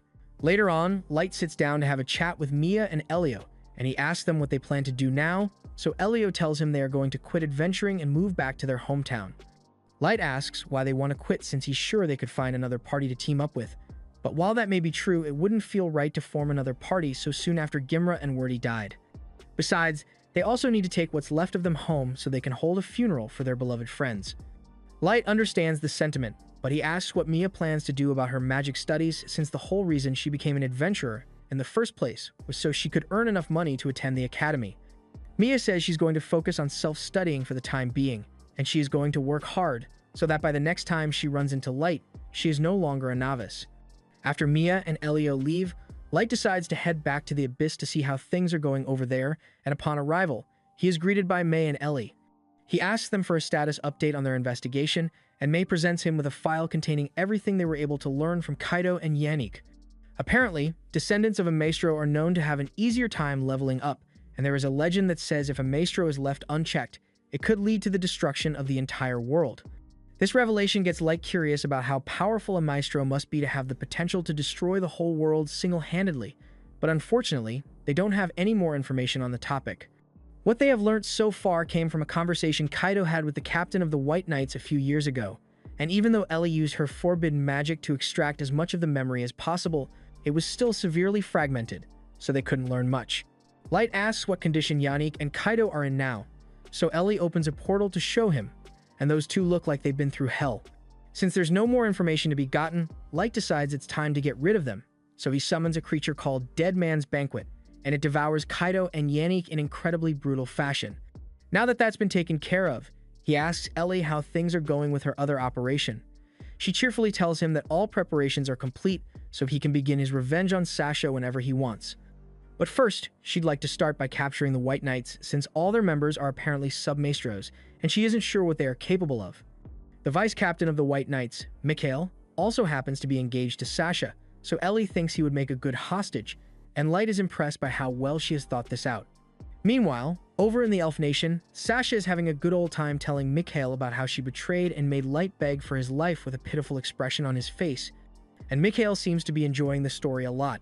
He even wishes he could have been there to see it in person, because he was sent once on a mission to eradicate a human village, and he loved how pitiful the humans looked as they begged for their lives. The two of them are having a lot of fun talking about how much they enjoy watching humans suffer, but at the same time, Light is getting ready to repay Sasha for all the pain and suffering she inflicted on him. After her little date with Michael, Sasha returns home with her maid, and along the way the maid comments on how good they look as a couple.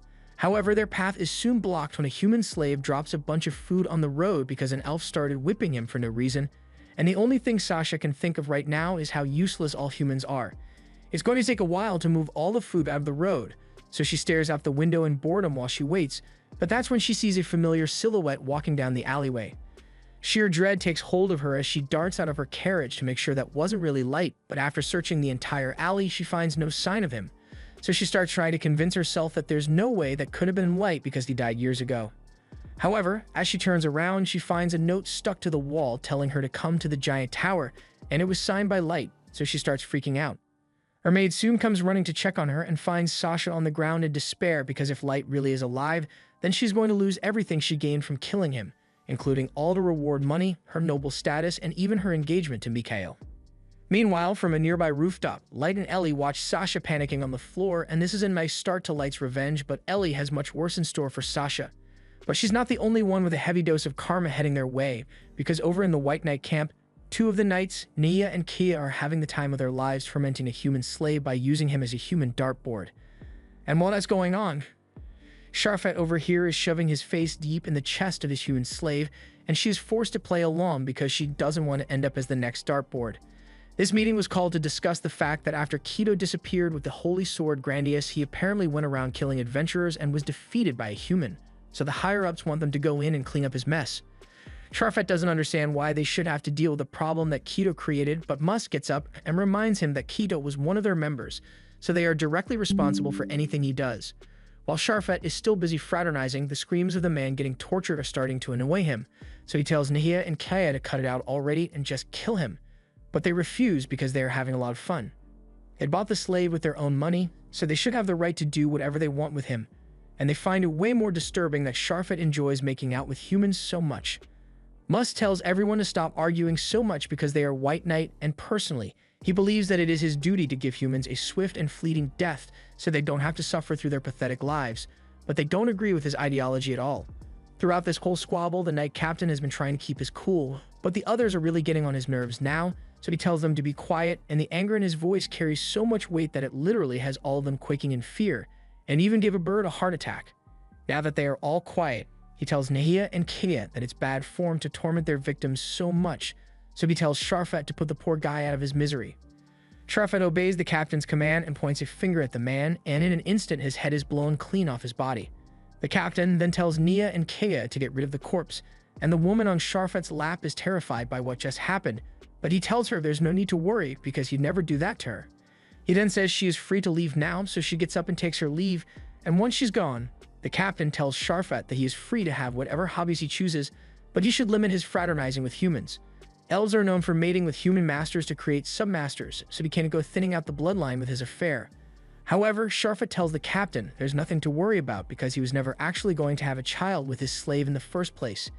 In fact, he has gotten pretty bored of her, so he was thinking of shooting her in the back later, and he invites the captain to join in on the fun, but he declines because while he doesn't like humans, he doesn't particularly enjoy torturing them either. For now, his only priority is to deal with the situation regarding Keto, because he can't let anyone embarrass their queen. Later that night, Sasha is laying in bed when all of a sudden she hears a loud noise, and when she goes to look out of her window, she finds a giant tower emerging from the forest, and the sight of it sends chills down her spine because she recalls that Light's letter told her to meet him at a tower, and this must be what it was referring to. The next morning, a slave trader is driving into town with a wagon full of human children, but all of a sudden, a rock chimera appears out of nowhere and the slave trader is terrified for his life, so he runs away, leaving the kids to their fate, but the monster doesn't actually seem interested in hurting them.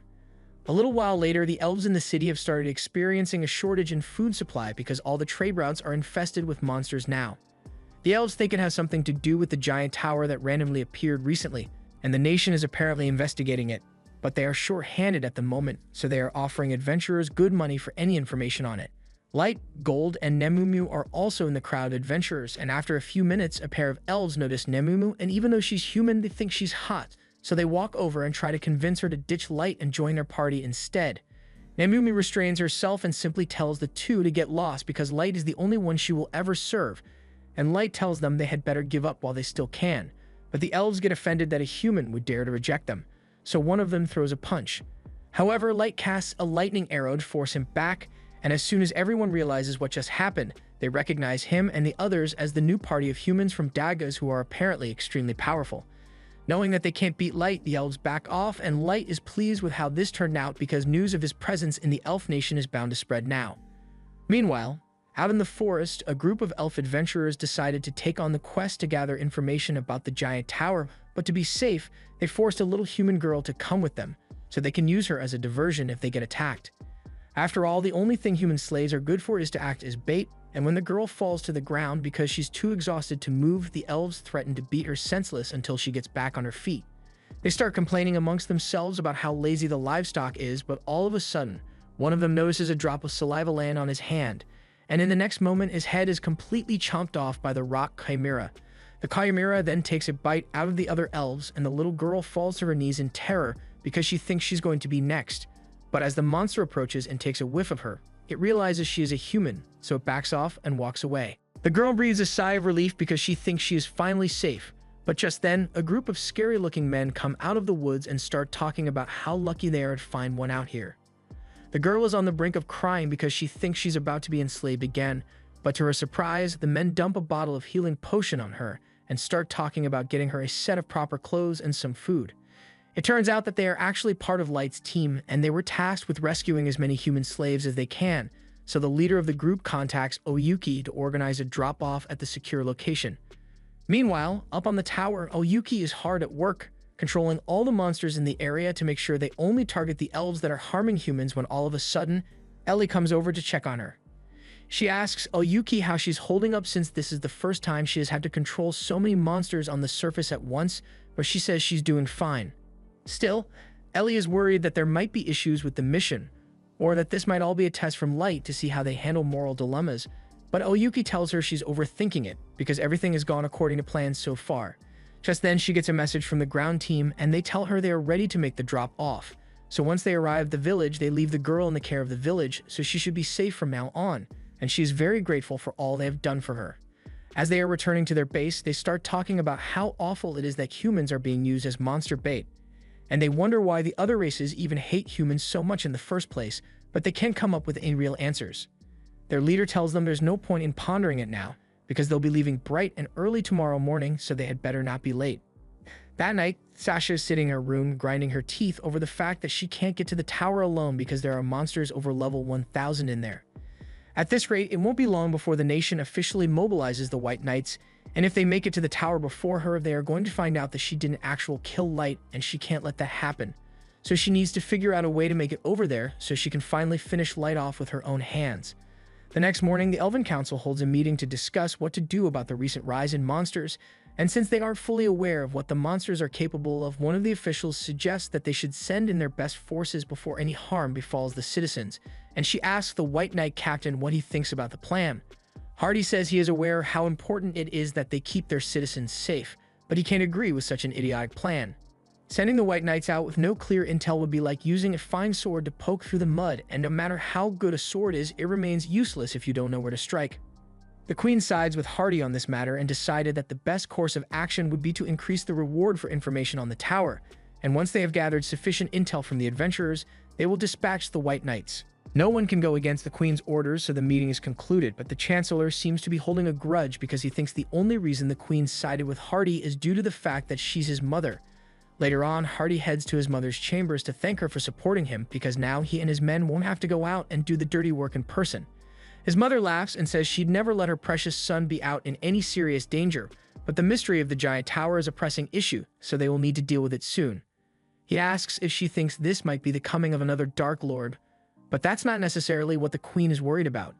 If a Dark Lord is born, then that would mean a hero would be born from the heroes as well, and they are likely to be a master, so if that's the case, the elves are going to need to either win them over or kill them to avoid being destroyed.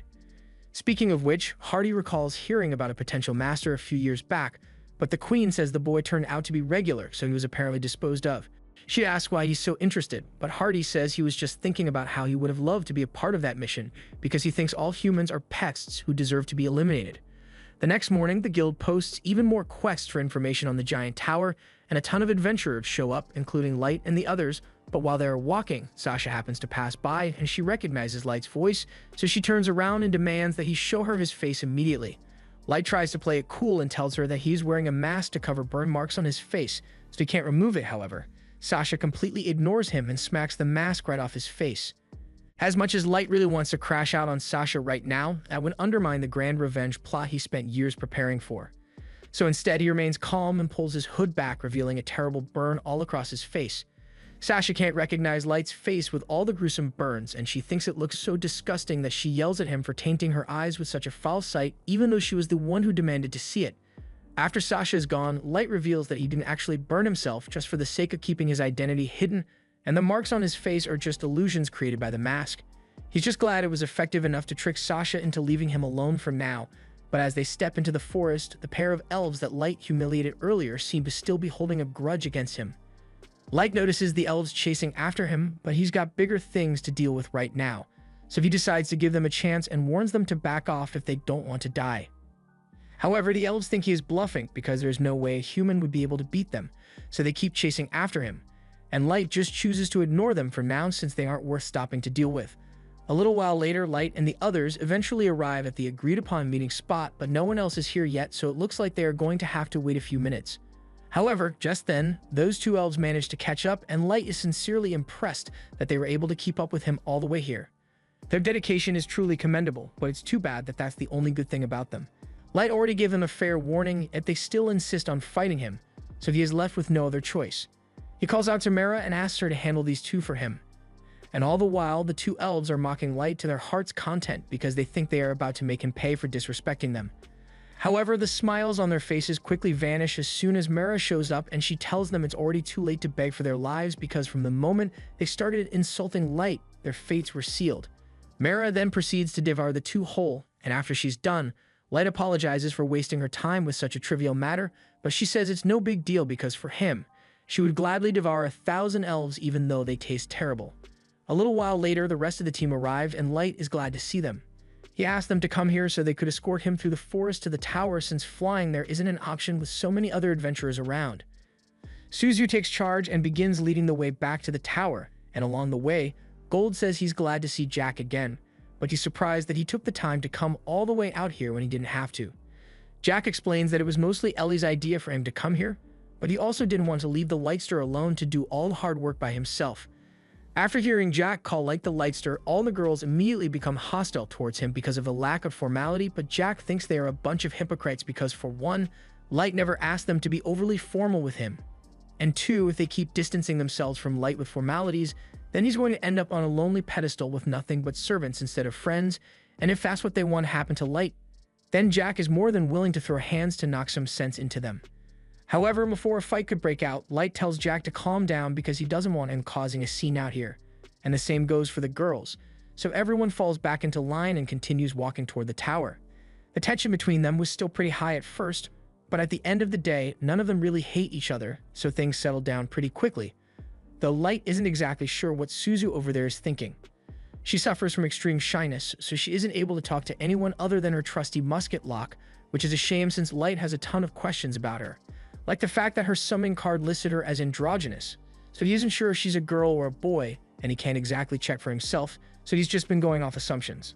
The group eventually arrives, and Light thinks Ellie did an amazing job creating the tower because it looks really imposing up close. The quadruple nines all rush down to meet Light, and now that everyone is here, Ellie opens up the entrance so she can give Light a full tour. She created this place using the information she gathered from analyzing the core of the Abyss dungeon, and it is completely reinforced, so there's no risk of any physical or magical interference from outside. She's also got her new pet dragon, which she summoned to help with the revenge plan, and as requested, she converted the top floor to a wedding venue for the grand finale. Light walks up to the throne Ellie built for him, and since everyone is here, Ellie asks Light for permission to use this opportunity to fill them all in on the details of the plan. Light has no problem with it, so she explains that Light plans to execute his revenge right as Sasha is about to marry into the royal family, but she made a few adjustments to avoid getting interrupted by any unwanted wedding crashers. This is the first time Light is hearing of this, so he asks Ellie what changes she made, and she explains that since the White Knights are renowned as the strongest warriors in the Elf Kingdom, they are bound to try intervening in Light's plans, so she made arrangements to fight and defeat them beforehand. That way, they can test their military might against the Elf Kingdom's finest, and at the same time, with the White Knights defeated, they will be able to bend the Elf Nation to their will and gather information on the Masters a lot easier. Light agrees that Ellie's additions to the plan are helpful, and additionally, once they have control over the Elf Nation, they will be able to probe into the other nations as well with this tower as their base of operations. And in order to prevent arousing suspicion, Ellie went to the liberty of creating a shadow clone of Light to carry out his adventuring duties while the real Light is busy with his revenge. Light is impressed by how much thought Ellie has put into this, and as they speak, Oyuki is controlling several monsters to lead Sasha right here. Out in the forest, we see Sasha and the party of elves she hired as guards hiding in the bushes because they know they stand no chance against the monsters in this area, and little by little as they try to evade detection, they are being directed right towards the tower. And once they arrive, they will be greeted by Ellie's new pet. As expected, Sasha soon arrives near the tower, and as soon as she sees the dragon, she freaks out and turns around because she knows there's no way she can handle a monster like that on her own. The only people who'd be able to defeat it are the White Knight, but she's hesitant to call them for help because she doesn't want them to find out that Light might still be alive. Back at the top of the tower, everyone watches Sasha leave, but Ellie is certain that she will eventually return with the White Knights in tow because she simply has no other choice here. And when she does, the White Knights will be forced to face the strongest warriors of the Abyss, and she's sure Light will find it entertaining. Later that night, Sasha calls a meeting with the Elven Council to inform them of what she encountered during her attempt to make it to the tower today. Not only were there dozens of monsters roaming around the forest that are far stronger than any ordinary elf, but she also found a dragon nesting near the tower itself, and this gets the Queen's attention because she never could have imagined that such a powerful creature would show up here. The Queen honestly finds it hard to believe, but Sasha insists that she is telling the truth. And as a matter of fact, the Chancellor happened to receive a similar report not too long ago from a human party that mentions similar things to what Sasha just told them about. And if two independent sources are saying the same thing, then it must be true. Now that they have confirmed that the information is credible, the Chancellor asks Hardy what he intends to do because with adequate information about what he will be up against, there should be no reason for him to avoid mobilizing the White Knight. Hardy is backed into a corner here, so he is forced to get up and announce that he will be leading an expedition to defeat the fearsome monsters and uncover the mystery of the tower. Later on, Sasha meets with the Chancellor to ask him for permission to join the White Knight on their mission, claiming that she simply wants to be involved in ensuring the safety of the Elf Nation, but the Chancellor tells her there's no need to plead so much because he had already intended to send her on the mission. After all, such a noble act would do wonders for her image after she gets married to Mikhail, but he does have one condition. He insists that Sasha borrow an artifact from her father's collection since otherwise she'd be nothing but a hindrance to the White Knight. Sasha agrees, so later that night, she meets with her father to ask for a favor, and the next morning, she heads out to meet the White Knights at the edge of the forest. Most of the White Knights don't understand why they need to bring Sasha along on a mission like this, but Mikhail assures them that she is strong enough to handle herself, and even if something does go wrong, he will be there to protect her. Ninja and Kaya think that the only reason Sasha was allowed to join the mission was because the Chancellor is really close to Mikhail, but it's not like she's totally useless since she's the only one who knows exactly how to get to the tower, so they need her to lead the way. Back at the tower, Light is watching as Sasha and the White Knights close in on the tower, and he is practically shaking with excitement at the thought of finally being able to exact revenge on her, and he can't wait to see what kind of twisted face she makes when she sees him. As Sasha and the Knights make their way through the forest, they ask her if she's sure she knows where she's going, and she assures them that she's absolutely certain this is the right way because she left marks on the trees last time she came through here. In fact, she sees one of the marks up ahead, but as she runs over to inspect it, she accidentally trips over a few roots and nearly falls. However, Mikhail catches her in time and he tells her that while he understands that she is eager to make it to the castle, he would hate to see her get hurt out here, so she needs to be careful. They eventually arrive at the tower and it's every bit as impressive as they thought it would be. Mikhail congratulates Sasha for doing such a good job leading them here, but all of a sudden, the doors to the tower open up and a bunch of rock monsters emerge. The White Knights could probably chip away at their numbers right now, but Hardy thinks it's too risky, so he tells them to wait for the diversion they paid those adventurers to create. A little while later, a bunch of fireworks are launched in the forest, alerting the monsters and causing them to run off to find whatever caused it. Now, the only monster left to deal with should be the dragon somewhere inside, so Hardy tells everyone that they will be heading inside soon and casts his signature silence spell. The spell is special because it eliminates all sound within range, creating a zone of complete silence and allowing them to move without being detected. However, as they are running, they suddenly end up falling into a teleportation trap, and in the next moment, all of them are split up into different rooms of the tower. Sasha and Mikhail realize they must be somewhere else in the tower, so Mikhail tells her to stay behind him in case something happens as they make their way up. But little do they know that they are heading right into Light's trap, and the second those doors open, it will all begin. Meanwhile, Kia and Hia are also lost in the tower, so they decide to try looking for the others so they can regroup as soon as possible. However, all of a sudden, they hear the sound of footsteps approaching, and it turns out to be Icehot and Mara. They are both arguing over who gets to take care of the prey first, and after hearing those two call them prey, Nahia and Kaya become greatly offended. They ask the two who they think they are, and Mara responds saying they are their opponents, though she doesn't think this is going to be much of a battle since Nia and Kia are nowhere near strong enough to pose a threat to them. Hearing this really sets the twins off because they refuse to be looked down upon by a pair of insignificant humans, so they begin dashing around the room and declare that they will slice off all of their limbs and turn them into toys, all while Mara and Icehot watch in amusement. Elsewhere in the tower, Sharfet is all alone and he is really disappointed in himself for failing to spot that teleportation trap before it activated. He has no idea where he is, but he can sense someone watching him from around the corner, so he yells for them to get out here and talk to him face to face already. Moments later, Suzu steps out from behind a pillar and Sharfet is immediately smitten by how cute she is, so he starts asking what her name is, but Suzu is really creeped out by his behavior. Locke, her rifle, suddenly speaks up and tells Sharfet that Suzu won't respond because she doesn't talk much and she's not interested, and they didn't come here to have a friendly chat either. Sharfet is amazed because it's rare to see a talking weapon, but he thinks it's really bad luck that he has to fight them because he'd much rather fight Suzu in bed, but Suzu says he really isn't her type. Sharfet remains persistent and asks what her type is, so Suzu begins describing her ideal man. But Locke points out that her description matches Light exactly, and to put it bluntly, she has no chance of winning Light over romantically. He's technically right, but Suzu really didn't want to hear that. So she starts smashing Locke against a wall until he apologizes, and all the while, Sharfet is watching in confusion. He's not sure who Light is supposed to be, but if Suzu insists on fighting him, then he's going to have to show no mercy. He activates an invisible crossbow on his arm and fires a bolt at her, and while it does catch her off guard, she's able to parry the shot and return fire instantly. Sharfet blocks Suzu's shot, and he is intrigued by her since there aren't many people who can block one of his invisible crossbow bolts, and likewise, Locke is impressed that Sharfet was able to block one of his shots, so this may actually be a bit of fun. At the same time, back with Nahia and Kia, they are still bouncing around the room, and Icehot and Mara are starting to get sick of waiting for them to do something. All of a sudden, the twins both simultaneously cast a wind cutter spell, and it's actually pretty powerful, so Mara and Icehot are forced to dodge. Mara admits that she may have underestimated the twins because being able to cast spells instantly while moving at such high speeds makes them difficult to deal with, but handling this much isn't a problem for them.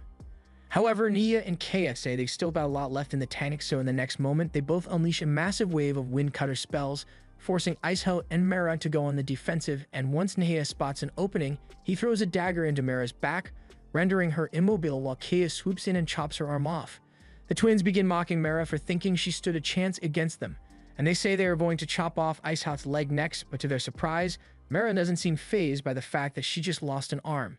She tells Kaya to take a good look at his sword, and that's when he realizes that despite the fact that he chopped off Mara's arm, there's no blood on his blade. And the same goes for the dagger that Nana threw into her back. Mara then proceeds to eat her severed arm, and her body immediately begins to regenerate like new. Nahia and Kia are terrified by what they just witnessed because they've never seen someone who can regenerate their limbs before, but Mara tells them she can do way more than this. Just to prove her point, Mara then proceeds to rip off her own head and juggle it around. And this is the craziest thing the twins have ever seen. She explains that her body is made of an amalgamation of different creatures, so killing her is next to impossible, and in case they are wondering, she informs them that her level is 7,777. Ice Hot adds that her level is the same as Mara's, so they both far outrank the twins, but they refuse to believe it.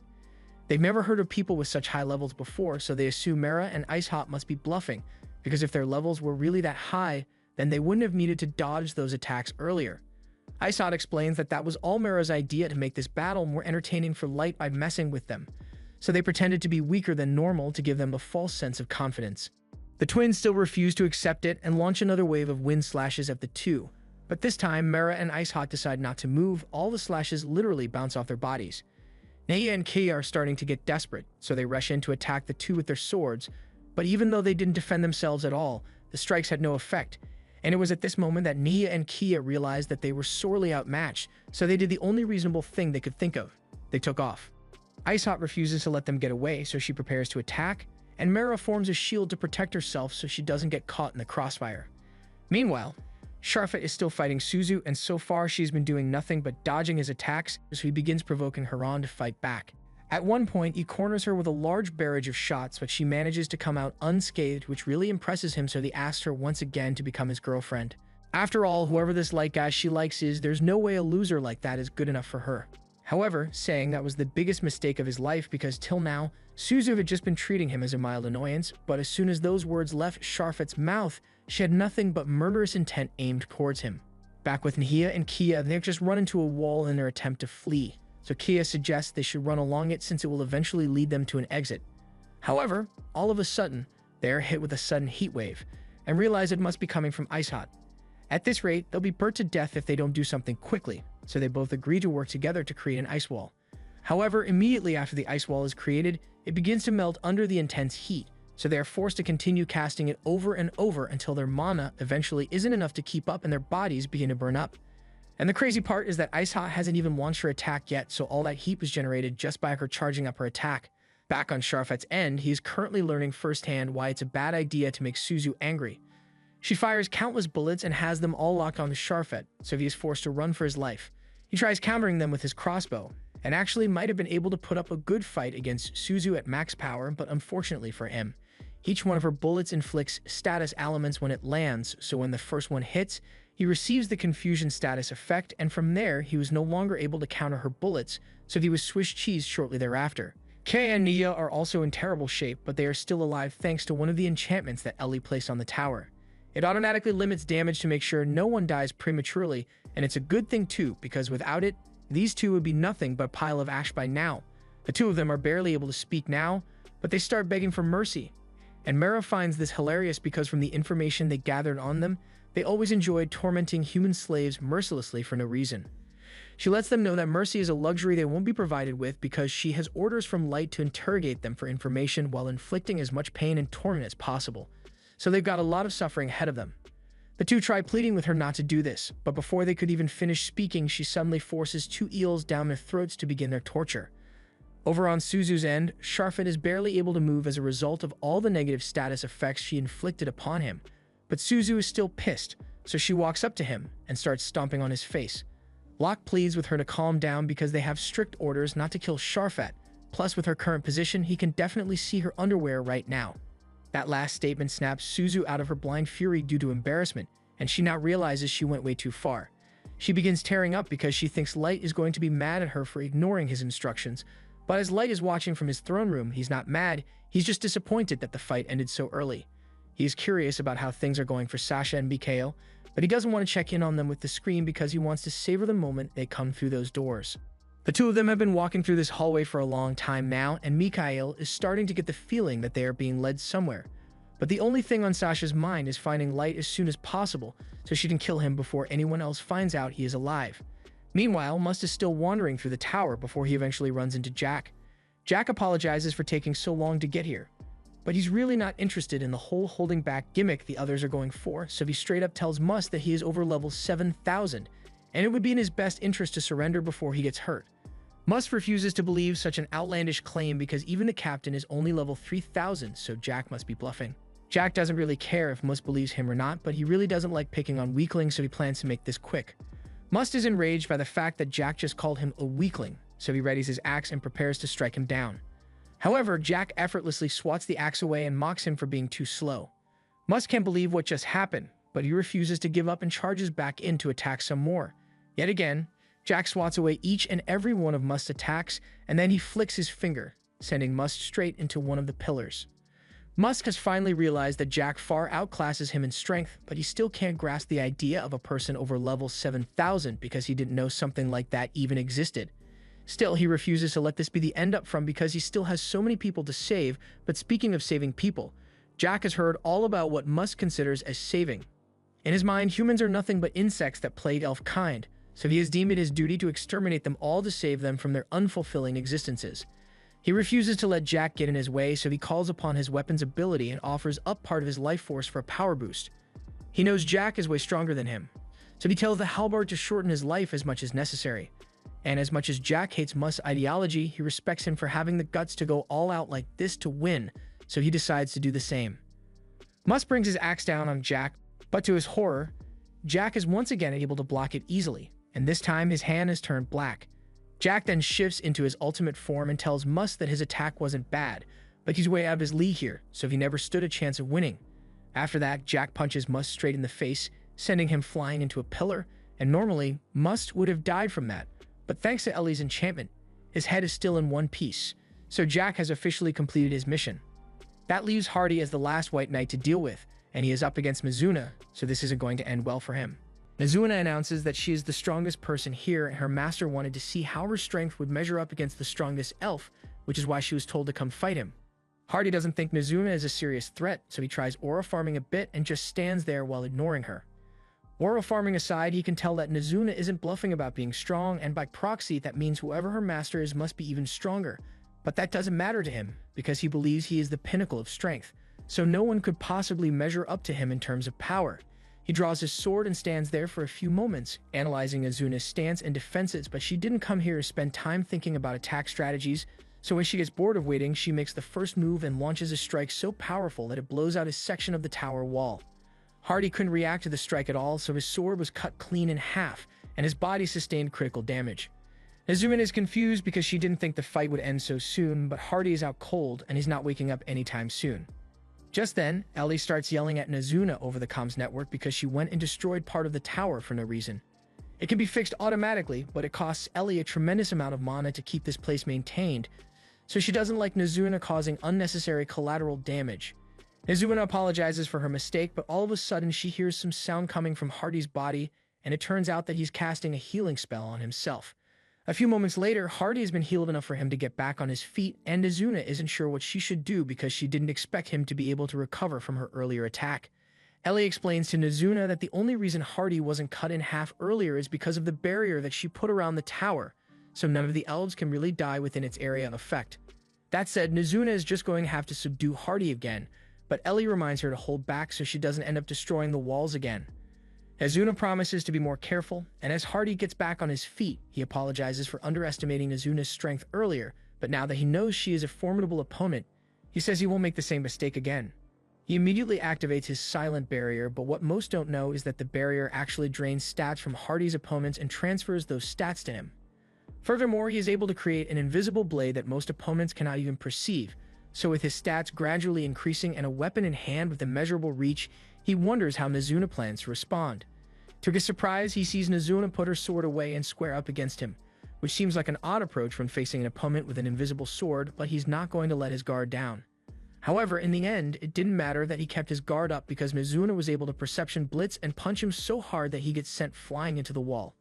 Mizuna is really happy because she managed to hold back enough to keep the wall in one piece, but Ellie is still mad because fixing a cracked wall costs just as much mana as a broken one. Mizuna says she's trying her best out here and she doesn't think it's fair that Ellie is nitpicking every little detail, but Ellie's the one whose mana pool is tied to the tower, so she has every right to be mad. For the sake of peace, Light asks Ellie to cut Mizuna some slack, and since Light is the one insisting, she agrees to let it go for now. She tells Mizuna to just hurry up and bring Hardy to the first floor, and then she cuts the transmission. Light asks Ellie if the mana burden is really too much for her, but she says she's fine. Although, losing large amounts of mana all at once does make her dizzy, so when Mizuna broke those walls, her knees nearly gave out.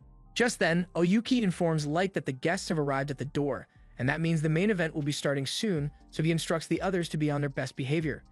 Meanwhile, outside the door, Sasha and Mikhail are standing there, and they both realize that there must be someone waiting for them in there. But Mikhail is confident that he should be able to handle whatever it is. However, all of a sudden, the door swings open and the two are greeted by Light. He addresses Sasha and says he's glad to see her again, but she only recognizes him as the boy she met in town earlier today, so she doesn't understand why he is acting so familiar. Light jokingly asks how she could forget him when she used to spend so much time cuddling him before, but Sasha vehemently denies the claim because she would never be caught dead fraternizing with a human. However, as she is hurling insults at him, Light slowly removes his mask, and the second his face is visible, Sasha suddenly goes silent. She realizes that he is the same Light from 3 years ago, but this makes no sense because earlier, she saw burn marks all over his face, but he looks completely normal now. Light explains that the burns she saw earlier were just illusions, and as for the reason he looks the same as he did 3 years ago, that's because he stopped his body's aging altogether. Sasha is having trouble wrapping her head around all this because it sounds absurd, but Mikhail interrupts her, spiraling to ask her if this Light person is the maestro candidate that she mentioned before. Sasha stutters a little because she doesn't know how to tell Mikhail that she lied on her report about killing Light herself, but Light cuts her off and begins explaining what happened. He tells them that before Concord could finish him off, he was caught in a teleportation trap and sent to the bottom of the dungeon, but he managed to survive and began preparing for his return to the surface.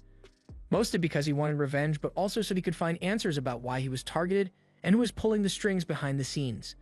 That said, Sasha is next up on his revenge list, which is why he built all this just for her. Sasha is scared shitless right now, but Mikhail, on the other hand, thinks this is a wonderful opportunity because if Light is the one behind the tower's creation, then all they need to do is take him down, and they will be rewarded with great riches and status once they return to the Elf Nation. Sasha is still worried about what might happen to her once the higher-ups find out that she lied about killing Light in her report 3 years ago, but Mikhail tells her there's no need to worry about that because they can just keep that part secret. Sasha feels reassured that Mikhail is still on her side, so she turns back to Light and begins yelling at him for daring to think someone like him deserves to get revenge. Light remains silent in the face of Sasha's rant and simply asks Ellie and Oyuki not to interfere in his battle, and then he steps down from his throne to face Sasha and Mikhail in battle. Sasha finds it hilarious that Light thinks he can take both her and Mikhail all by himself because she is already over level 500, but Light doesn't seem even slightly impressed. Sasha also mentions that she brought a special item with her in case of emergencies, and she proceeds to pull out a horn. Light is curious about what it does, so he decides to wait for Sasha to finish activating it. Once the activation sequence is complete, 3 angel golems appear. Sasha explains that these are Phantasm-class summons, and she says she is going to use them to annihilate him. So she orders the angels to attack. One of the angels rushes forward to attack, so Light is forced to jump out of the way to avoid being hit, and he has to admit that the angel must be pretty strong to be able to crack the tower floor with one attack. He prepares himself to strike back, but before his attack could land, the shield angel stepped forward to tank the blow. Light puts some extra force into his attack until he is eventually able to break through, but he's a bit shocked by the outcome, since he was trying to obliterate both the sword and shield angels, but he was only able to destroy the arms of the shield one. And to make things worse, the one holding the staff in the back is a healer, so it is about to restore the shield angel to full strength in no time.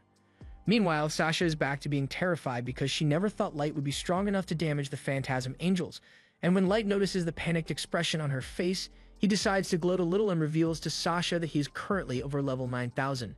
Sasha is in disbelief at the sight of such an absurdly high level, but Mikhail tells her to calm down because he thinks Light is trying to trick them. First off, he doesn't think it's possible for anyone to reach level 9000, much less a human brat, so that powerful attack he pulled off earlier must have been the result of a magic tool.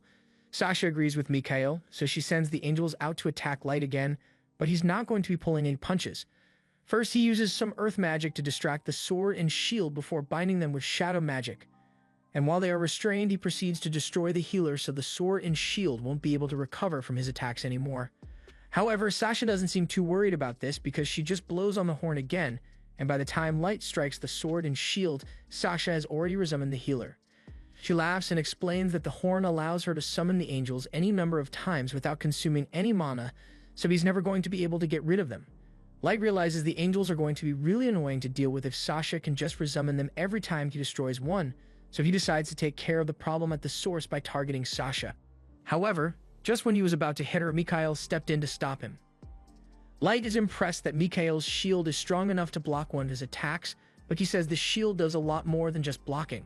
All of a sudden, Light finds himself being pushed back by a tremendous force, and it leaves him confused because he doesn't understand what just happened. After seeing the look of confusion on Light's face, Mikhail confidently explains that his shield is a powerful artifact that has the ability to reflect all attacks back to whoever unleashed them. And on top of that, it is also capable of significantly boosting the strength of all of his allies. Mikhail and Sasha are confident that there's no way Light can win now, because the angels will keep respawning no matter how many times he kills them, and he can't do anything about it because Mikhail is here to keep Sasha safe. Sasha begins mocking Light just like she did 3 years ago, and all of a sudden, Light just bursts out in laughter. She finds this odd, but Mikhail thinks Light must have simply been overwhelmed with despair at the realization that he's going to die here. However, that couldn't be farther from the truth, because Light just thought it was funny that they thought they had won, but he tells them they are about to find out what real despair looks like. Ellie and Oyuki soon realize what Light is trying to do, and they plead with him to stop because it's too dangerous, but Light doesn't care about the risk. He proceeds to break the soul seal he had placed on his staff, releasing a terrifying amount of energy as it transforms, and in this state, Mikhail's confidence from earlier is completely shattered. He tells Sasha that they need to take care of Light quickly before he gets a chance to use that weapon, so she orders her angels to attack, but Light effortlessly obliterates them in one go. The power Light possesses like this is immense, but there's a reason he doesn't use this power more often, because the staff's energy is slowly eating away at his defense, so he can't keep this up for long. He's willing to do whatever it takes to make sure Sasha suffers for what she did to him. He begins walking towards Sasha, and in order to stop him, she decides to use the artifact's ultimate move, turning the 3 angels into one unbelievably powerful archangel. She then orders the archangel to strike Light down with its magic, so it spawns a holy javelin right above Light's head. But the second the javelin touches the energy from Light's staff, the holy javelin is completely destroyed. Sasha is really starting to panic now, so she orders the archangel to attack Light again at full power, but none of the javelins have any effect on him, and Light is absolutely loving the look of pure terror on Sasha's face as he approaches. This was the end of episode 11. Subscribe to not miss the next part.